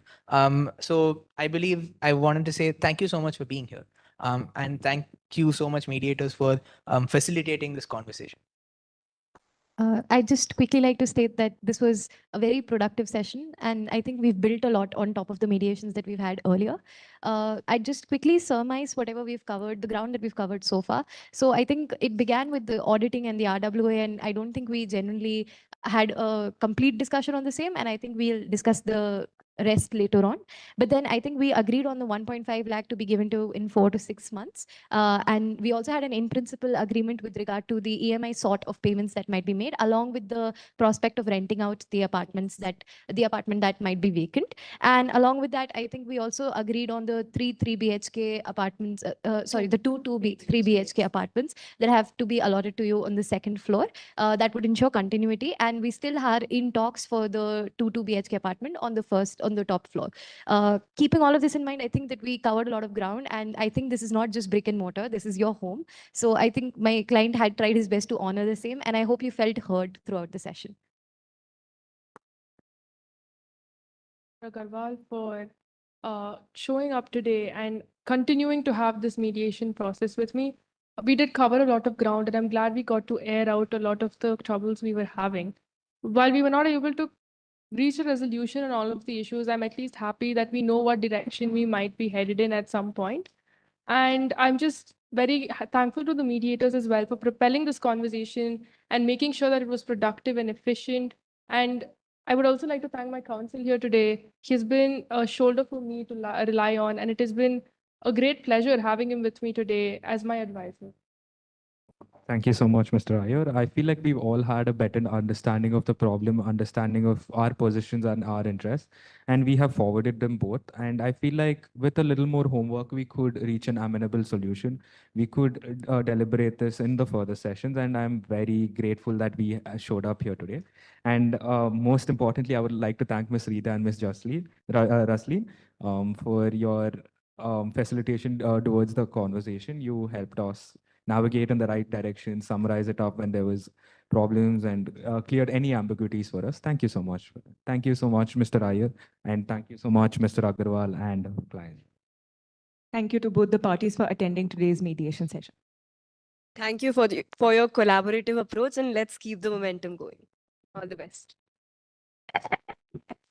Right. Thanks to all of you. Thanks to all the teams, and a great applause for that great round that you guys have presented. And thanks to all the judges on our panel.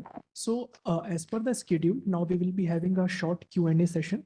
So the judges can ask any questions that they have from the teams, after which there will be a scoring round.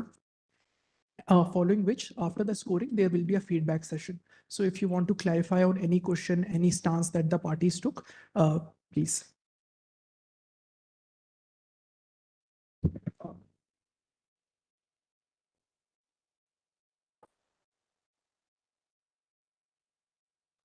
Because we did not have any pertinent confidential information to divulge. And at that point, even I felt that the discussion was going in circles, and it wouldn't have been very productive because we didn't have anything that the mediators could do at that point in time. I ask the same questions to the mediators. Yeah. That's very something which I want to know from you. You gave them 6 minutes private session. What was in your mind when you did think of giving 6 minutes to them for getting something maybe specific to their positions? Ma'am, while they called for a caucus, we made sure to ask them for a caucus similarly. But since caucus is a completely optional process, so we cannot force them into having a private chat with us. That is why we just had a caucus with them. A continuation question. You never felt during this whole process that you should have, you yourself should have, because it is not that you can push, but you for yourself also you can ask for private session. Absolutely, ma'am. So you did not feel the necessity of having a private session with them. Am I rightly understanding? We did actually, because there was a dead end starting to develop at that point when they called for a caucus. But since they rejected our offer to them for the caucus, we could not proceed with it. To answer the same question, as the co-mediator has rightly pointed out, we asked, so when they proposed a caucus, we also asked the responding party whether or not they would like to have a caucus. And they said that they don't have any information that they would like to divulge in a caucus. And the main questions that we discussed in the caucus were about the audit and about the RW establishment. And these were offers that were immediately afterwards discussed by both the parties, that is the limited audit as well as the complete audit. However, a lot of agreement could not be reached upon the same.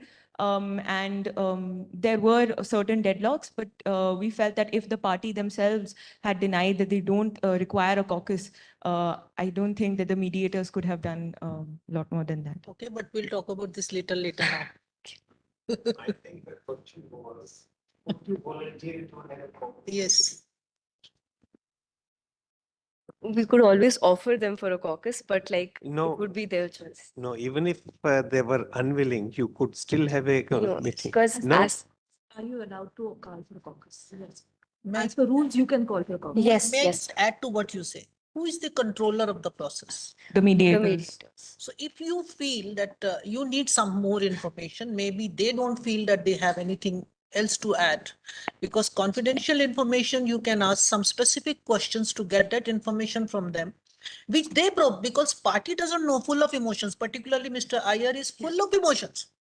All the time talking about the land and the rest of the things, attachment to the plot. So such type of people, for that, if the process controller feels that I need to have some session to get some more information, I think controller of the process should use that option, definitely. Yes. Even if the parties say Maybe that. for future mediation. We are not considering. Just to add to that, and this we'll probably taken during the feedback session, to till then all the parties to think about, is caucus only for information? Think about it. I don't need an answer now. Think about it. We'll discuss it during the feedback session. Right. And how would you at that point have thought about your caucuses to use, not to use, what to use, how to use? We can discuss that there. And just observation, few things which came as a solution or maybe a proposal from both the parties, the mediators and the councils, they should check whether it is legally tenable. Like for giving example, that you said that without the sale of the flats, can it be given on rent? So that thing you should check, that if some proposal is coming, whether that proposal is legally tenable or not. One more thing, that was not on factions at all. That's not even the information. Means it can be name of some party, but this is one observation that it should be checked. If some Was proposal is not workable at Yeah. all, because you were having 25% sharing in the profit. Once you agree for a renting of the premises, you will not get 25% of share. A rental and the ownership are two different things. A rental is a monthly payment, and ownership is the lump sum payment. But they had a point. So if I look at it, structuring you could do it. So I don't think we should burden them with some of this, because they're still I know. students. No, but even the proposal that he said, there was merit in it. So if you look at it from a structuring perspective, you could have achieved it through different ways. We were That's talking why about. EMI was a good Yeah, but option. I'm saying No, the- sir, I so will- what I if have- the income will be in their hands and then they will be paying it. So I don't think we should burden you with the structuring of a legal thing. Looking at that, did you bring about a thought And that we can.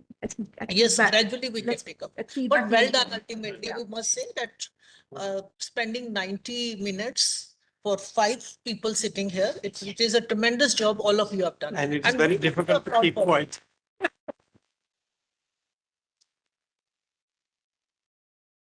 For the clarity of all of us, if the parties can just repeat so that we don't get confusion as to your. We have, we will share with you. We have. Yeah, I'll No, request the she's teams. Jasleen, she's Rita. Rita, yes. Jasleen. My original name is Navya. Navya. No. No, it's okay. We'll keep the code. That's okay. Okay.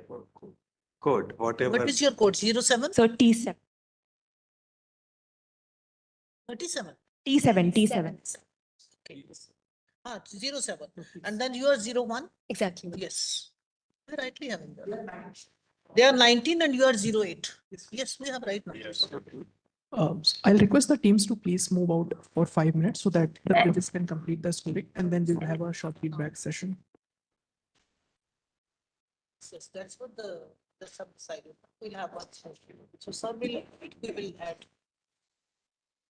I said, sir. No. You do it, I will sign it. Come, let's I'm coming before I put up a chair there. No. I will.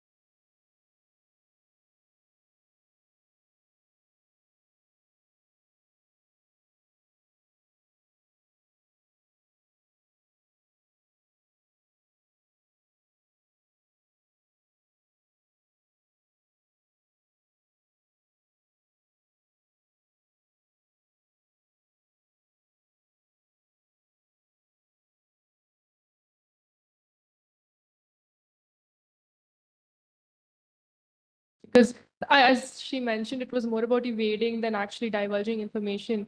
The emotional role was a very different role for us to play this time, I think. So that was a very different experience. And I think this is only the second time we're doing the IR role, and that was in the finals. So that was very different. And the confidential information was also, as she said, kind of limiting in a way, because it didn't really give us reasons for why IR wanted something. So making up the background information and interpreting the problem itself was very interesting overall. So I felt like at some points the discussion might be going a bit unproductively overall. But I'm glad that we were cooperative and we could move forward whenever it was required. What about the mediators? So, It was overall challenging as well. The mediators were forced to be on their toes. So we were constantly trying to keep track of what was happening, offer, and then whether they were accepting or not. And another unique aspect of this round was that all the agenda points were discussed in a detailed manner. So there was a lot of information on the table, and it was a good round. However, it was challenging in some aspects as well. I had a great time mediating this round. Yeah, so this was a good round. Like when I started like yesterday, now I'm 5 mediation rounds, more experienced. It was fifth round for you? Yes, sir, since yesterday. So, like mediation comes through practice to actually be able to control the flow of both of the entire round actually. So now it was better. I had a better control over what was being said and how to like be able to dictate that. So also like the previous mediation sessions, more focus was being put on the positions. So I, as the mediator, could not like ask them effective questions to actually make them focus on the interests. So this is something I improved upon in this session. I was asking them interest-based questions, and that led to a crucial information that she shared, that the terrace was important because her children wanted to play. So this is just an example to show how when interests are discussed, creative solutions can be devised out. So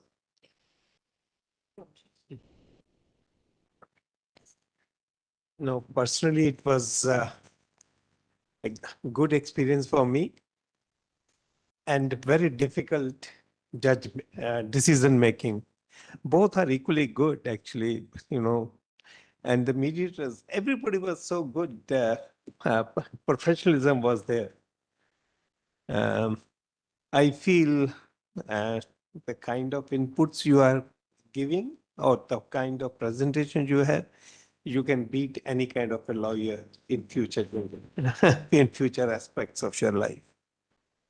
For me personally, difficult was to keep mouth shut for 90 minutes. In courts we have dialogue. So you ask questions, you find out the answers. But here it was to hear uninterruptedly for 90 minutes. That was a difficult task. But personally speaking, it was a very good experience for me. And so is the experience of everybody else. Mediation was never my forte. I deal with arbitration. I am familiar with arbitration, but mediation is a comparatively new subject for me. I've done something, but mostly it's arbitration. I congratulate all of you. I wish you all the best. And I will invite you to join profession rather than going to corporate litigation. That's the message probably judged to the participants and students. Actually, you would like to say something? We always hear about active listening. Today we did that for 90 minutes. So that was also our experience of what actually active listening means. That the fact that we are listening to students of law, we didn't think that we were hearing students of law and their way of dealing with the problems at hand. Overall, it was an excellent thing. And then there are certain things that you have to learn that you must have realized by this time. And I think time is there with you for you to learn and then perform better next time. All the best. After, I'm the youngest. After. So I enjoyed the session a lot. Each one of you individually were too good. So kudos to you. See, when you give marks or when you judge a tournament, there are certain parameters on which the decision making has to take place. So same happened in this also. So whatever is the outcome, you should not think about the outcome. I can only assure one thing to you, that each one of you individually was outstanding, and you should only aim to grow further. Don't worry much about the results. You have reached finals. That itself is a great achievement, and all the best to you. And all the best to you for the future also.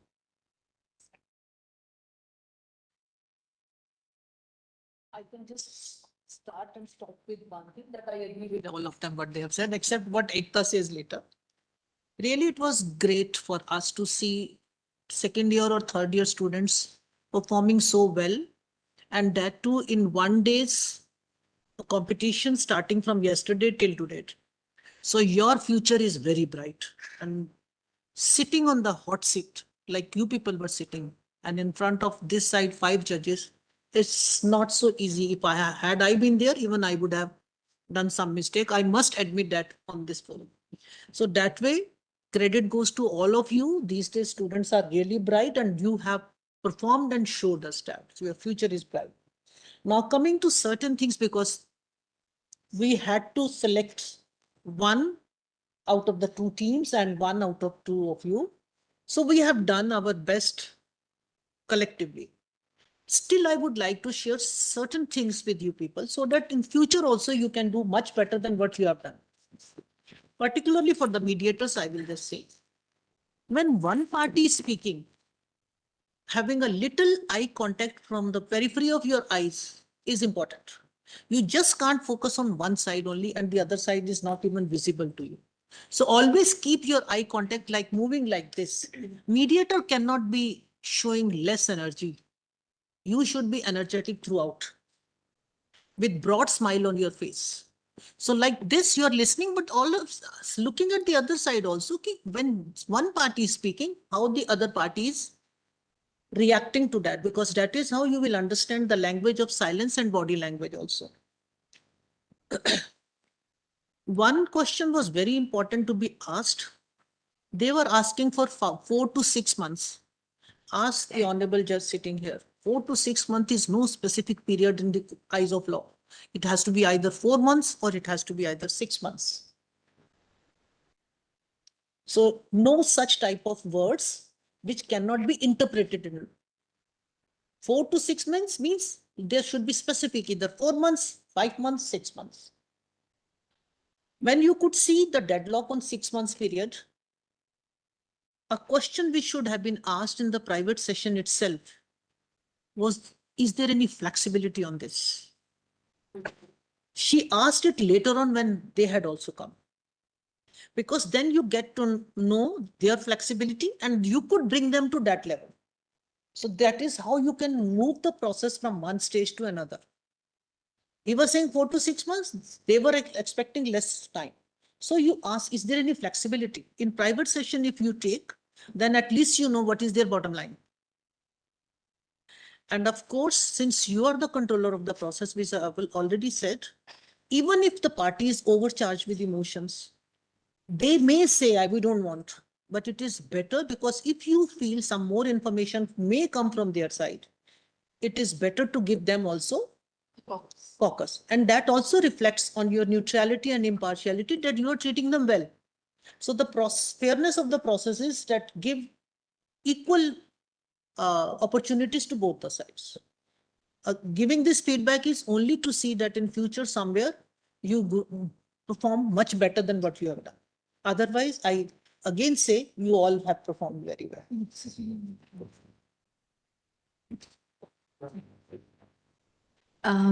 So I can discuss feedback with them later if anybody wants more, but as everyone said, great, great performance.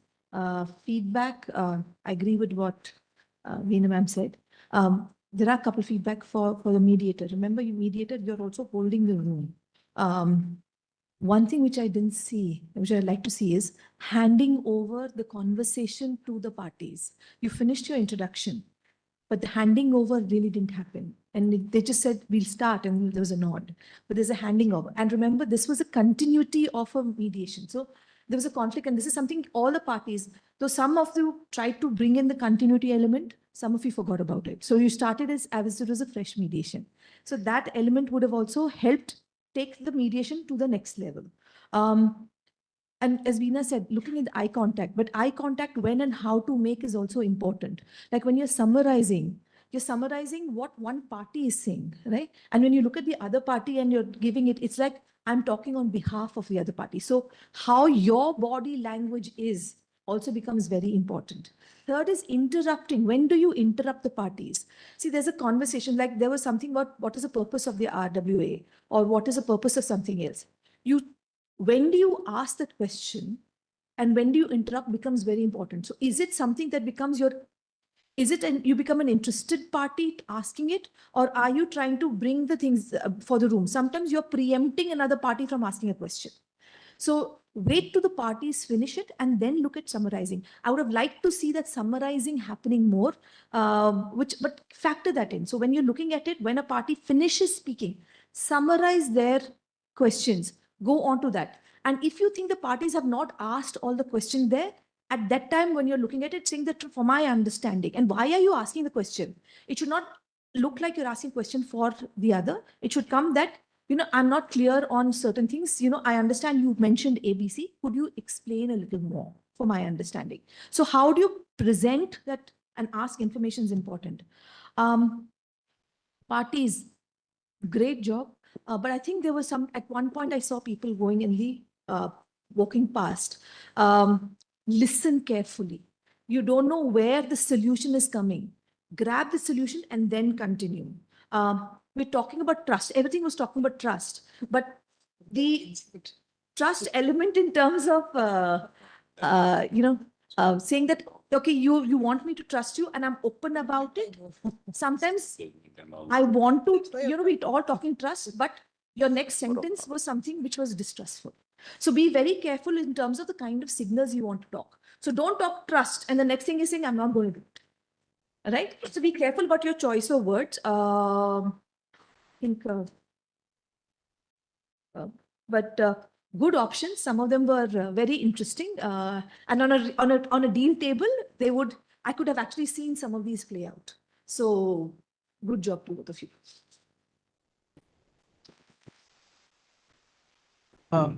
Once again, thanks to all the participants. Thanks to all our judges. We will just take a short 5-minute break so that we can also do the room setup. I think the participants can be seated in the room, and I'll request the honorable judges to please move towards the Vice Chancellor's office. Thank you. We will convene in the next 10 minutes for the valedictory ceremony.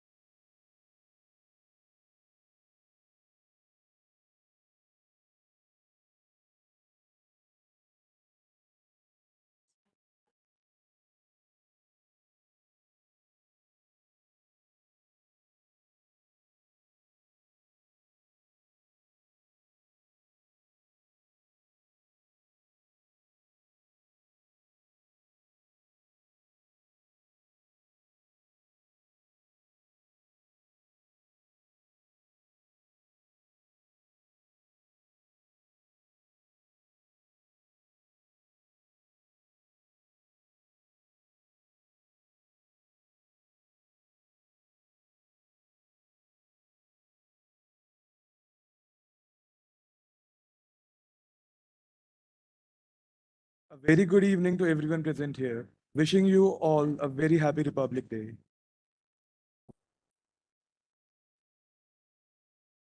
I am Ayush Singhal here with Arushi Gulecha. We are pleased to have you all here for the valedictory ceremony. Dr. B.R. Ambedkar once said, the Constitution is not a mere lawyer's document. It is a vehicle of life, and its spirit is always the spirit of age. On the street pep-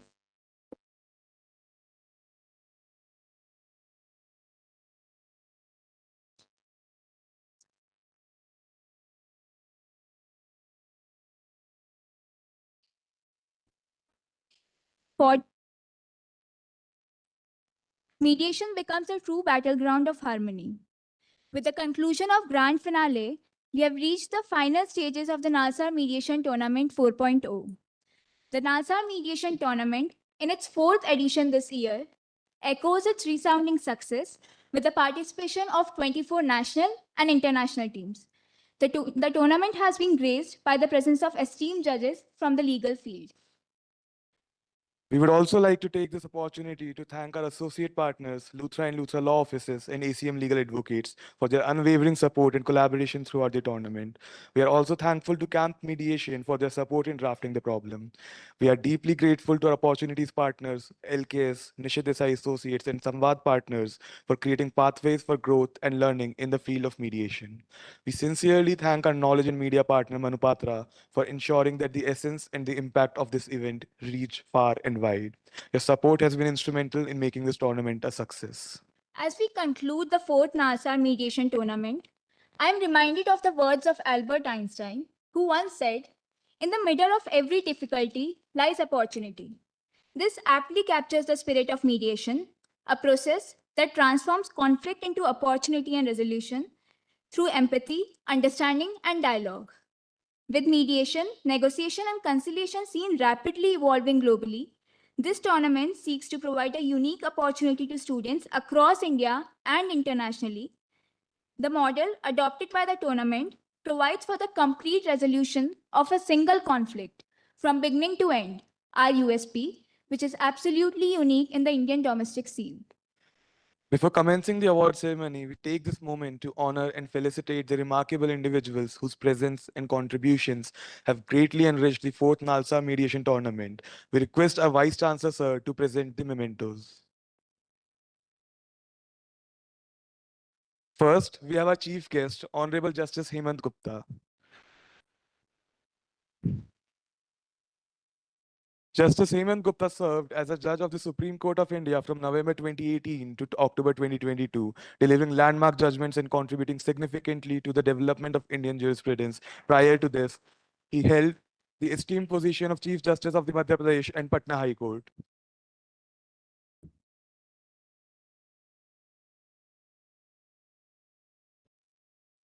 Thank you so much, sir. Next, we have our guest of honor for this tournament, Professor TVSN Prasad, a distinguished professor of economics and public policy at Nalsa University of Law, Hyderabad. A retired IS officer, Professor Prasad has served in prominent roles, including Chief Secretary to the Government of Haryana, Mission Director in the National Mission for Clean Ganga, and Joint Secretary in the Ministry of Home Affairs. He has also worked as a senior economist at the World Bank. With his vast experience in public administration, policy making, and economics, Professor Prasad continues to shape future leaders at NALSAR. We are honored to have him here today.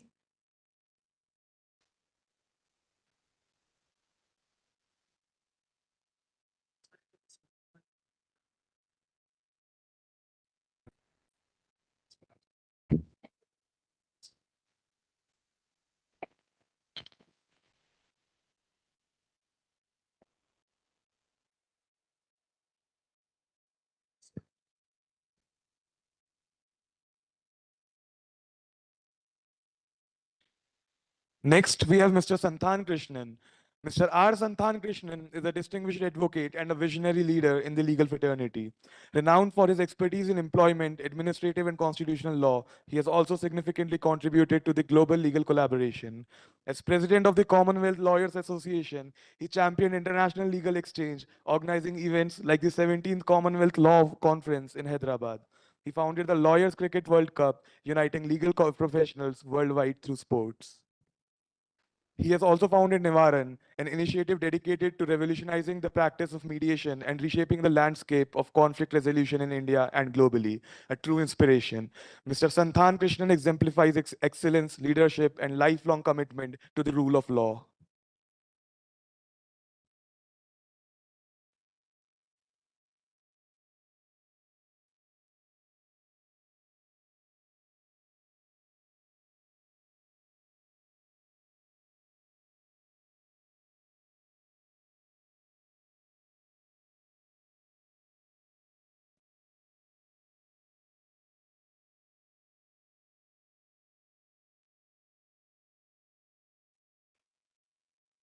Thank you, sir. Next, we have Ms. Veena Ralli.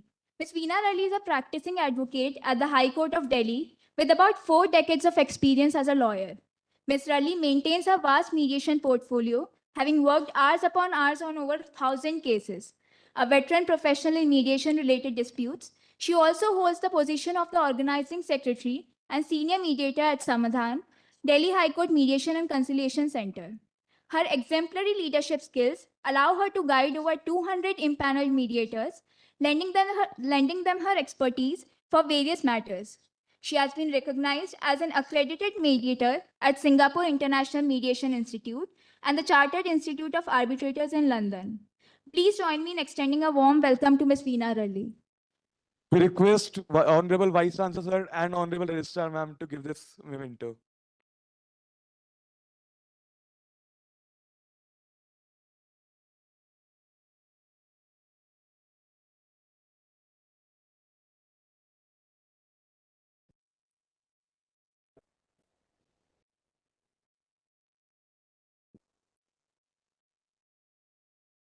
Thank you, sir.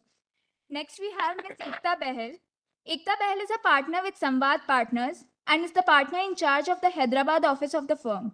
She's a corporate commercial lawyer who has significant expertise in corporate restructuring, insolvency, private equity, and M&A. A qualified mediator, Ms. Ekta has completed the 40 hours mediation and negotiation training from both the Indian Institute of Corporate Affairs and the International Center for Alternative Dispute Resolution. Ms. Bail is also impaneled as a mediator with the Center for Mediation and Conciliation, which is an initiative of Bombay Chamber of Commerce and Industry.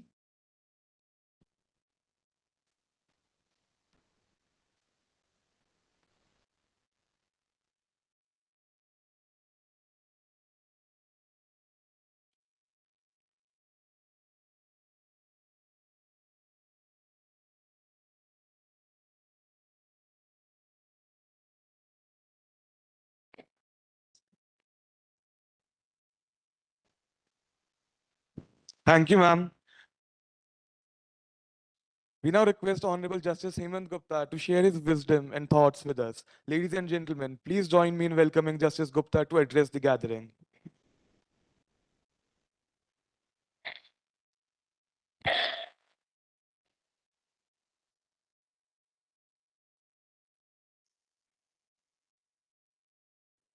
Professor Rao, the Honorable Vice Chancellor, Mr. TVS and Prashad, Professor and bureaucrat, ex-bureaucrat, a legal and luminary in economics and policy making.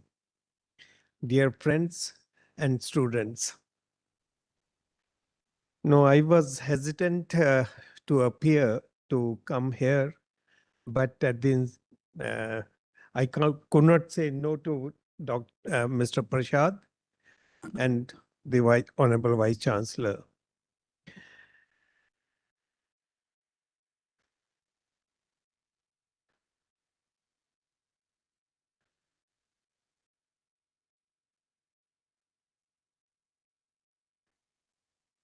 I have prepared a text which generally you are not used to because the teachers gave extempore lecture for 40 minutes or 45 minutes, but I will read what I want to say. For any orderly civil society, the first principle is rule of law. That includes a robust system of dispute resolution. Here comes the role of judiciary. The present judicial system is legacy of the British rule in India. It had worked reasonably well for centuries. However, in view of the docket explosion, the faith and confidence in the judiciary has undergone substantial erosion. The functioning of the system being questioned in different quarters, having regard to procedural wrangles, enormous costs, and inordinate delay involved in it. The justice delivery system in India is bursting at seams and may collapse unless immediate remedial measures are adopted by all stakeholders, the judiciary, the legislature, and the executive. Reasons for the present situation are not far to speak. There is a qualitative and quantitative change in the nature of litigation. Not only new and diverse area of the litigation have cropped in, but there is immense increase in the quantum of litigation due to awareness of the rights. The litigation against the state and the other public sector undertakings have grown substantially.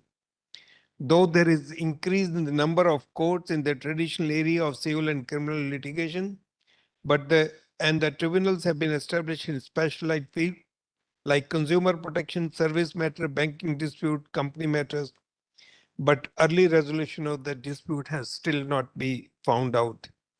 It is necessary to bring the litigation to a conclusion at an early date. The increase in the number of courts and tribunals is not enough to deal with the increase in litigation by geometrical proportion. Strengthening of alternative dispute resolution mechanism is imperative. The court should not be a place where resolution of dispute begins. There should be places where disputes end after the alternative method of resolving disputes have been considered and tried. The existing system emanates from dissatisfaction of many people with the way in which disputes are traditionally resolved, resulting in criticism of the courts and the legal profession. The citizens have sense of alienation from the whole legal system. According to ease pressure on the courts of heavy dockets is a necessity. Our country needs substantial changes in the law, procedure, and the mindset to expedite final decision. I'm reminded of a Singapore experiment where in 1991, Justice Yong Pong, who was appointed as Chief Justice to revisit this judicial system in Singapore, he revolutionized the system. In commercial courts, he said that in commercial matters, the matter should not come to the court, they should go to the alternative forums. What he did was he increased the levy of court fee in a gradual manner. So first day it's at $10, next day it was $15, and following day it was $20. So court procedure becomes expensive. The alternative system was chosen to resolve the dispute. That's how the Singapore became a center of arbitration, because alternative institution was created. The alternative dispute resolution system has come to stay. The mechanism to settle the dispute by reference to third person has been in practice in ancient India. The method of resolving dispute through mediation and negotiation is not foreign in our country.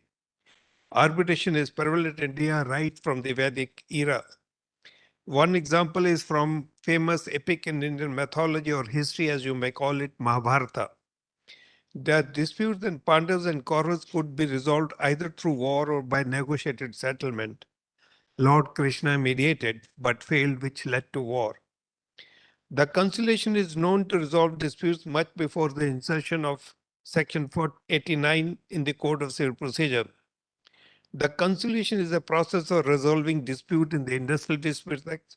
Section 23 of Hindu Marriage Act focuses on judge role in attempting a reconciliation.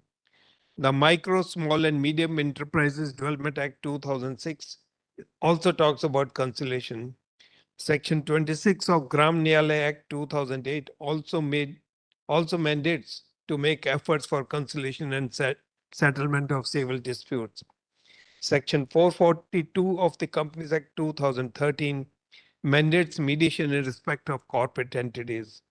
The mediation Act 2023 has subsumed conciliation in mediation, though the act is waiting for becoming effective.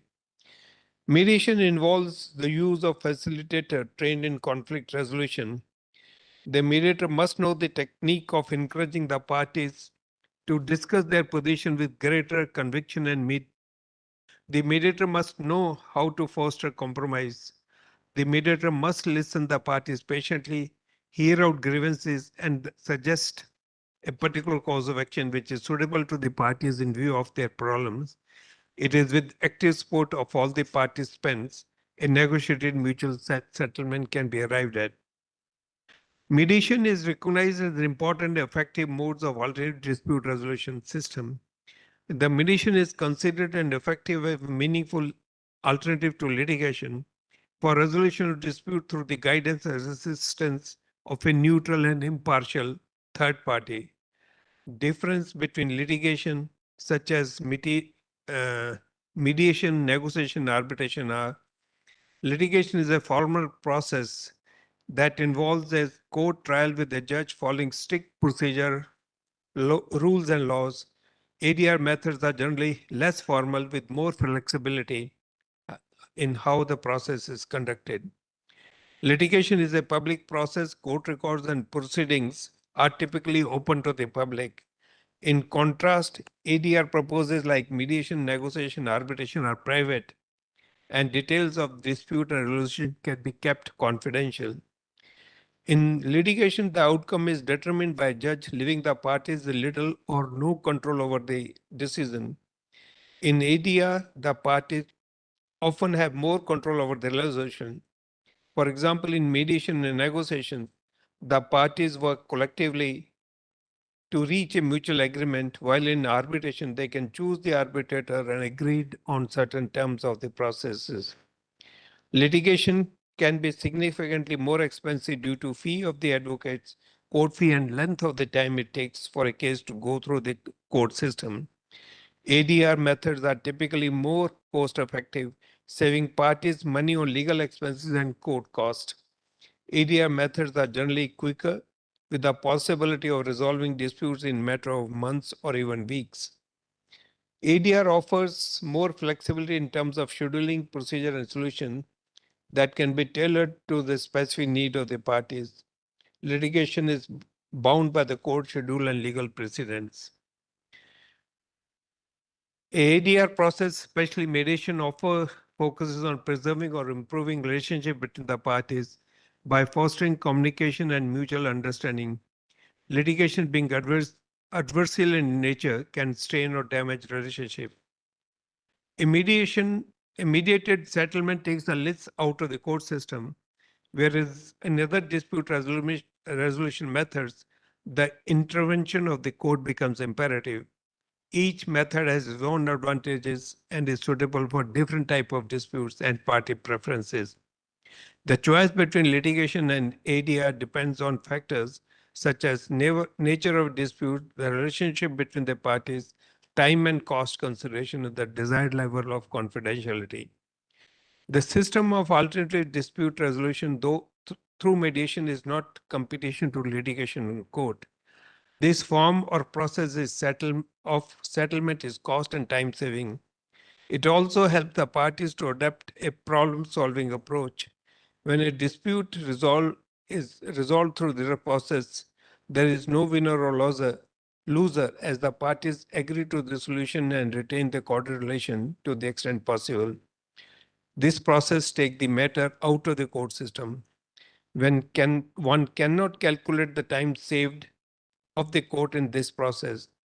In a litigation at the end of long conflict, the cordiality is missing with relations turned sour after many years of dispute. One of the challenges why the people are not opting for mediation in India is litigation is not as expensive as in Europe or US. There is no deterrent with the citizen to invoke litigation as neither party has to pay cost of litigation, and after this decision, the cost does not follow the result, which is a norm in other country. The philosophy of ADR is to motivate people to resolve their disputes amicably And for this purpose, it's necessary to examine ADR's main trend underlying objectives. Its emergence is one of the significant movements, both in terms of judicial reforms as in conflict management. Its utility is now unquestionable. The need of day is to explore the possibility of creating a dispute resolving machinery other than the court. Emphasis must be laid to the method of establishing a culture of amicable solution of dispute, whether at the post-litigation and pre-litigation stage. Mediation or arbitration does not come easily to anyone. It needs to be developed as the preferred mode of dispute resolution. We must promote alternative dispute resolution methods to ease pressure on the courts as a preferred mode of dispute resolution process. The cost on litigation shall follow result, acting as a deterrent, and to make mediation as a more user-friendly.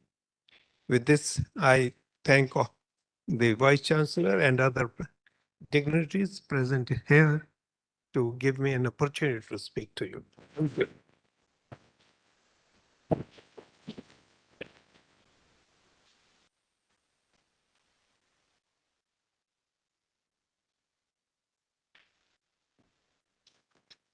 Thank you very much for your insightful words, sir. I truly appreciate.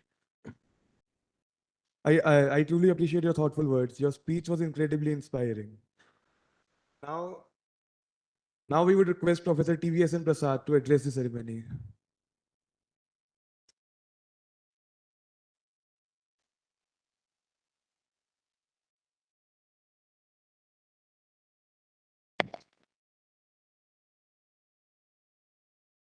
Honorable Justice Hemant Gupta, retired judge of the Supreme Court and the current chairman of the India International Arbitration Center. Dr. Krishnadev Rao, Vice Chancellor, Nalsar University. Srimati Vasanti, Registrar, Nalsar University. Mr. Santanam Krishnan, Ms. Veena Ralli, Ms. Ekta Behel, Mr. Vishwam Jindal, Mr. Rajesh Kapoor, Faculty Advisor, other faculties, and my dear young friends. Thank you very much for this opportunity to participate in this, the finale of this mediation tournament. I just wanted to place a few statistics before you to understand the importance of this event. Justice Gupta has very eloquently told us about how arbitration has evolved over a period of time, why mediation is important, and so on. Just a couple of statistics. Today, India's economy is $4 trillion. 4 trillion US dollars. Can you guess how much money is stuck in litigation in courts? Anybody wants to take a guess? You'll be surprised that $12 trillion is stuck in only in tax cases. The entire Indian economy is $4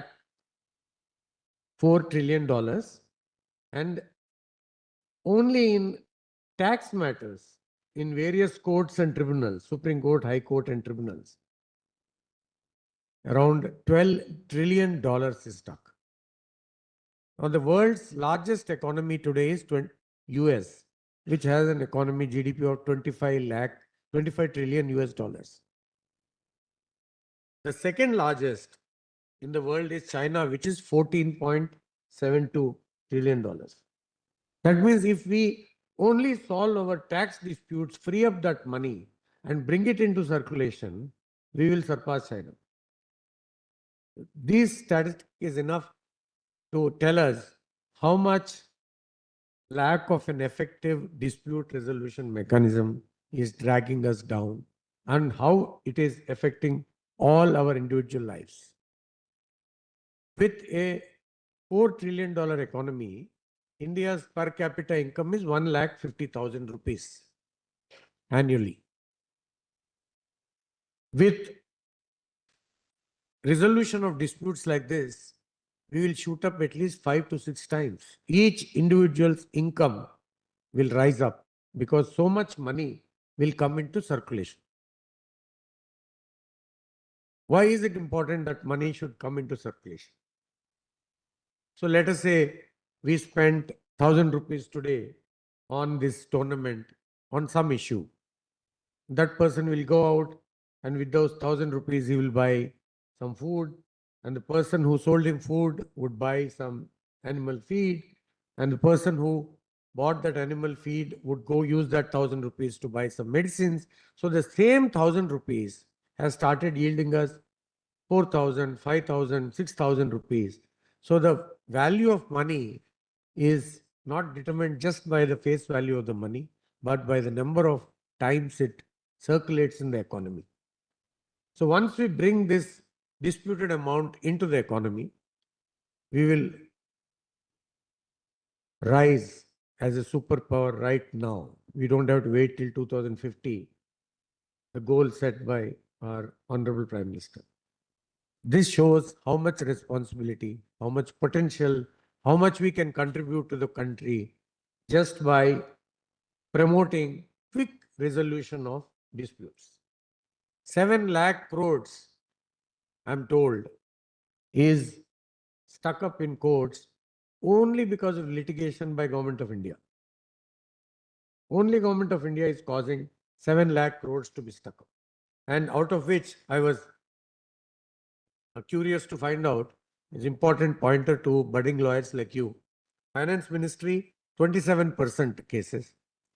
Railways, 16% cases. Defense Ministry, 13.7%, and Labor Ministry, 11%.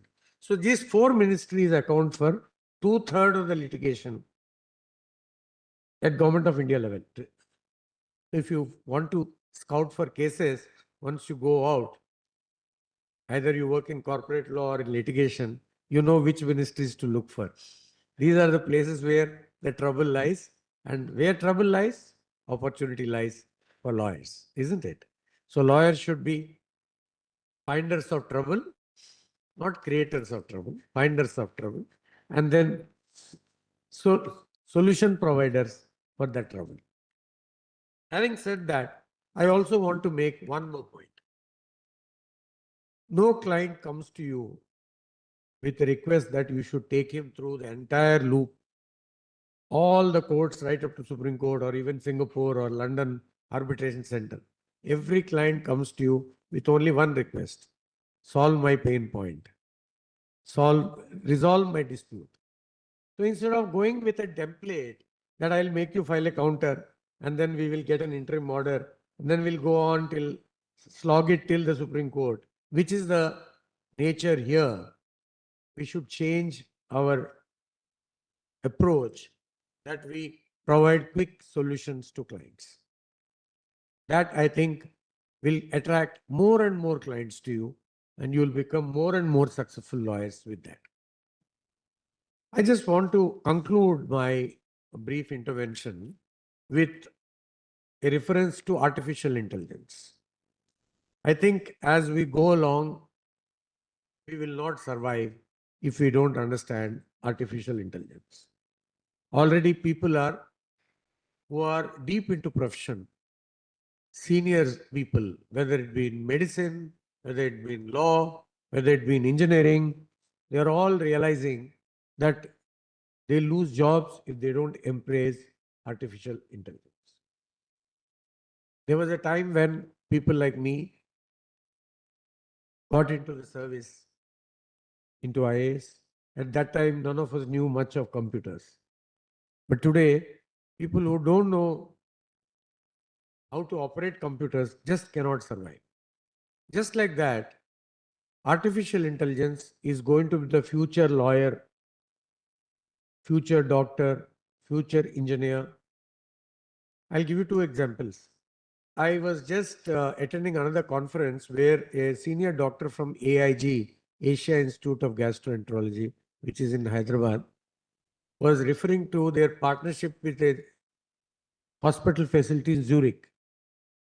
One X-ray, if they put it into the right artificial intelligence tool, will tell how many such X-rays were taken with those symptoms in the last 2 years in the entire world, and what was the medication given in the last, let's say, 1,000 cases, and what medication is likely to succeed.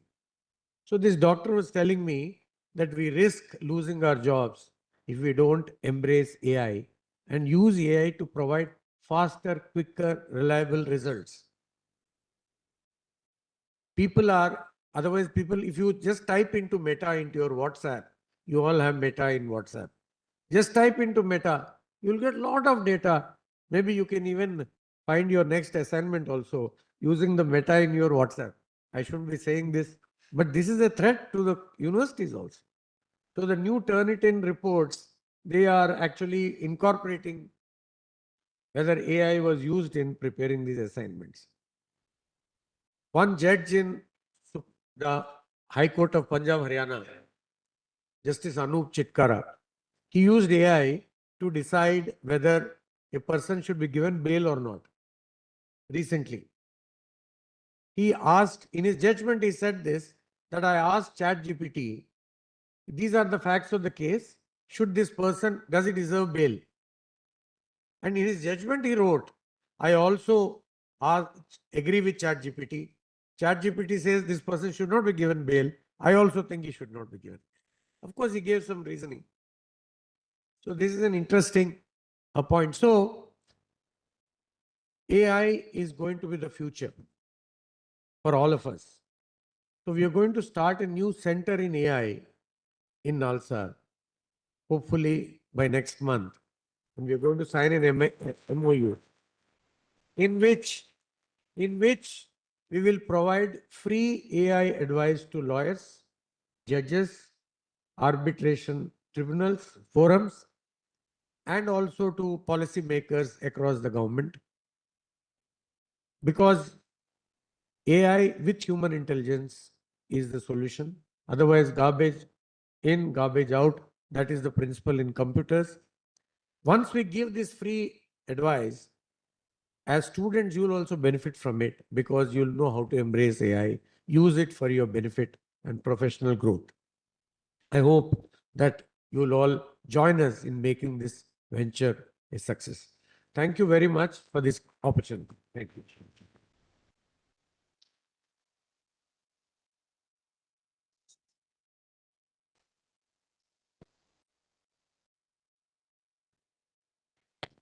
Thank you so much for the address, sir. Your words were extremely insightful, especially what you said about AI. Someone from my generation can definitely resonate with those words. Before we proceed further, it gives me great pleasure to invite our Vice Chancellor and Mr. Vishwam Jindal, the CEO and co-founder of WebNyay, to the stage for the signing of the Memorandum of Understanding, marketing the beginning of a promising partnership in advancing the future of mediation and technology-driven solutions.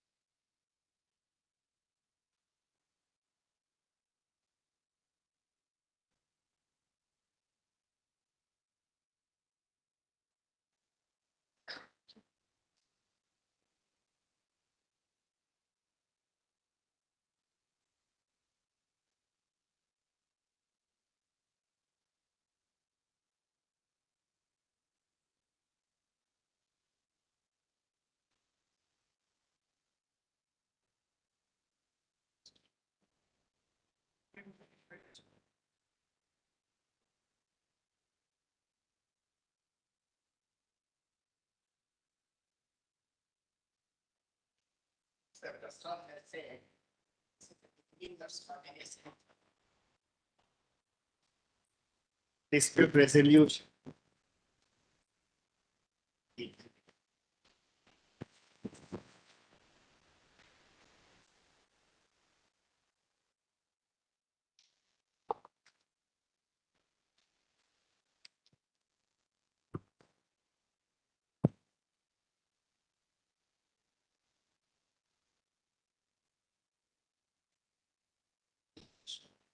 Mr. Mohammed is having delinquent students also.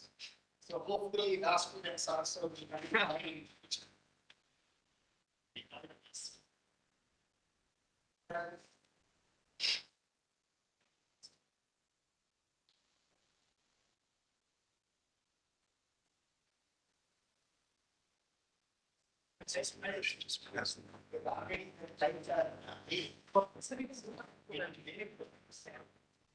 Yeah.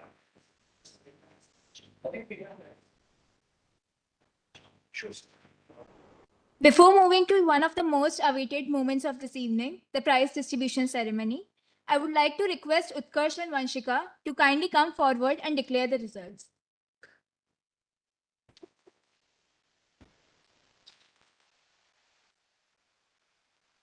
Now we will put an end to the wait and will announce the winners of the tournament. I would like to invite Justice Hemant Gupta to present the award for Best Mediator and Best Negotiating Pair to the winners.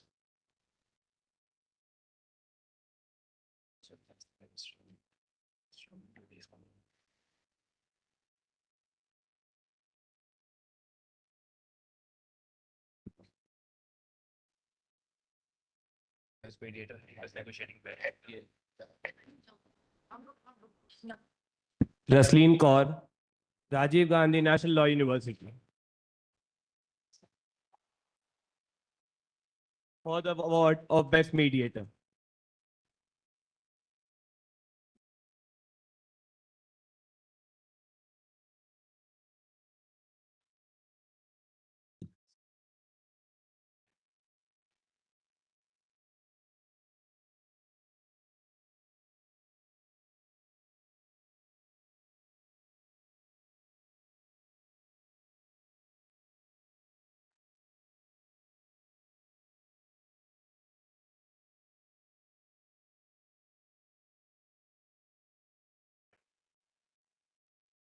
Pranavar and Rajita Shukla from TNLU for Best Negotiating Pair.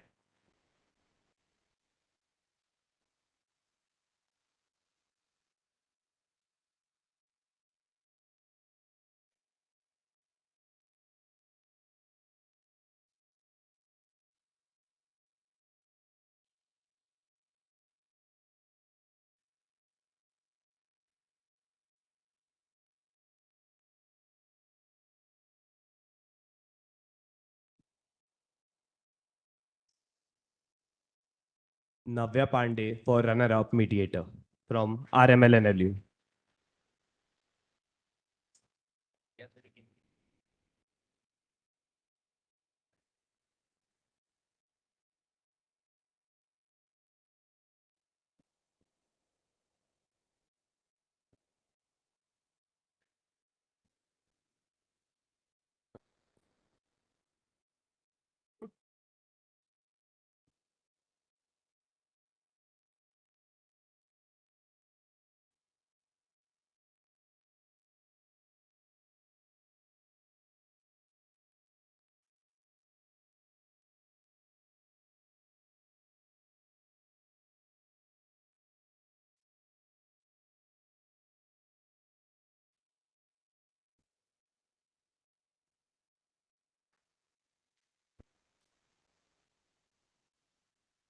Kaushik Kumar and Sumukhi Subramaniam for runners-up negotiating pair.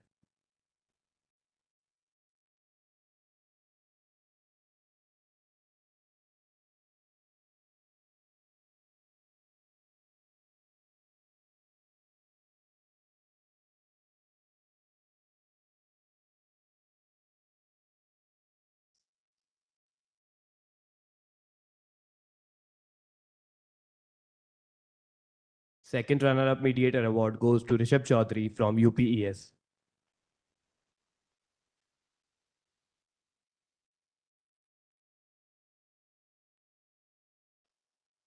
UPES.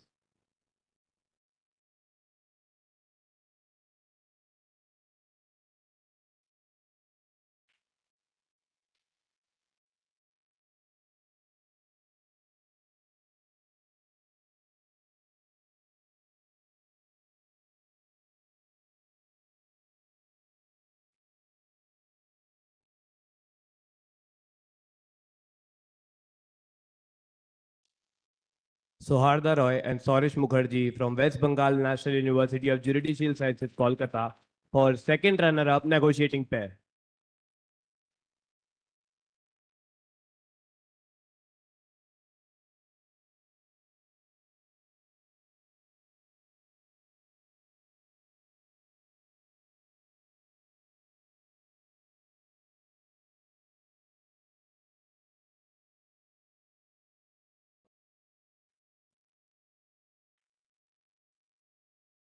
Thank you so much, sir, for presenting the awards. Now we will move on to special category of awards.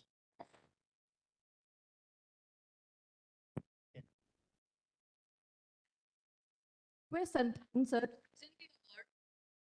request Santhan sir to present the award for the best negotiation strategy. Best negotiation strategy award goes to Ritika Bhandari and Nazifa Khatib from MNLU Mumbai.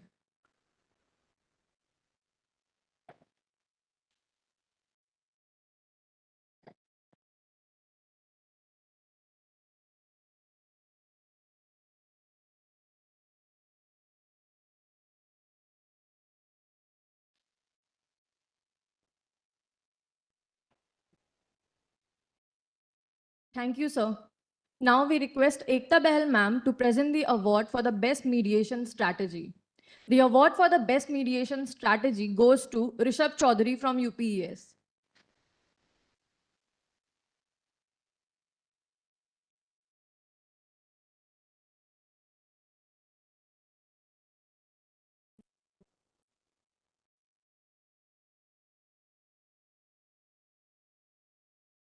Thank you, ma'am. Now we request Veena Ali ma'am to present the award for the best teamwork. The award for the best teamwork goes to Ahzam Anwar and Khushi Kumar from NLU Jodhpur.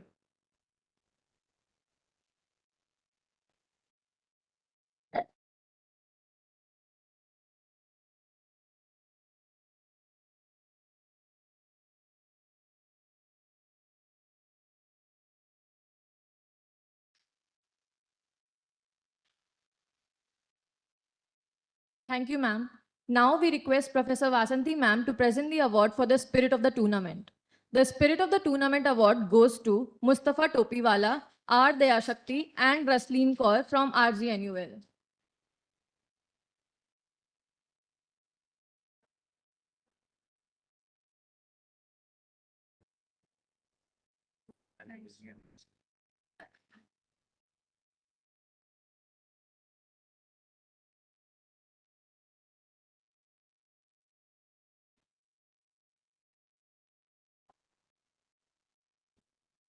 Thank you, ma'am. We would like to also extend our heartfelt gratitude to Luthra and Luthra Law Offices, Nishit Desai Associates, Samvad Partners, CAM Mediation, and Sridhar Attorneys for presenting internship opportunities for the award winners of our tournament. Thank you so much.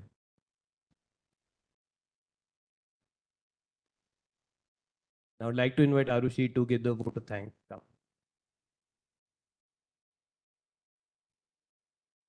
Hi guys, I'm Ayush, not Arushi. As the ceremony comes to an end, we would like to thank the judges, the Vice Chancellor Sir, Registrar Ma'am, our Faculty Coordinator Rajesh Kapoor Sir, Professor Kapil Sharma, and all the other faculty members, our sponsors, the organizing committee members, especially Yash Agrawal, Manav Garg, and Khushi Mittal, who have been involved in organizing NMT since the past 3 years, and this will be their last NMT organization. The volunteers involved, the mess workers, the cleaning staff, and the security guards. We give a special thank to our support staff and all the departments, especially Janki ma'am and Chidambaram sir, for their immeasurable assistance in the organization of the event. Thank you all for joining us here today. Signing off, Ayush Singhal.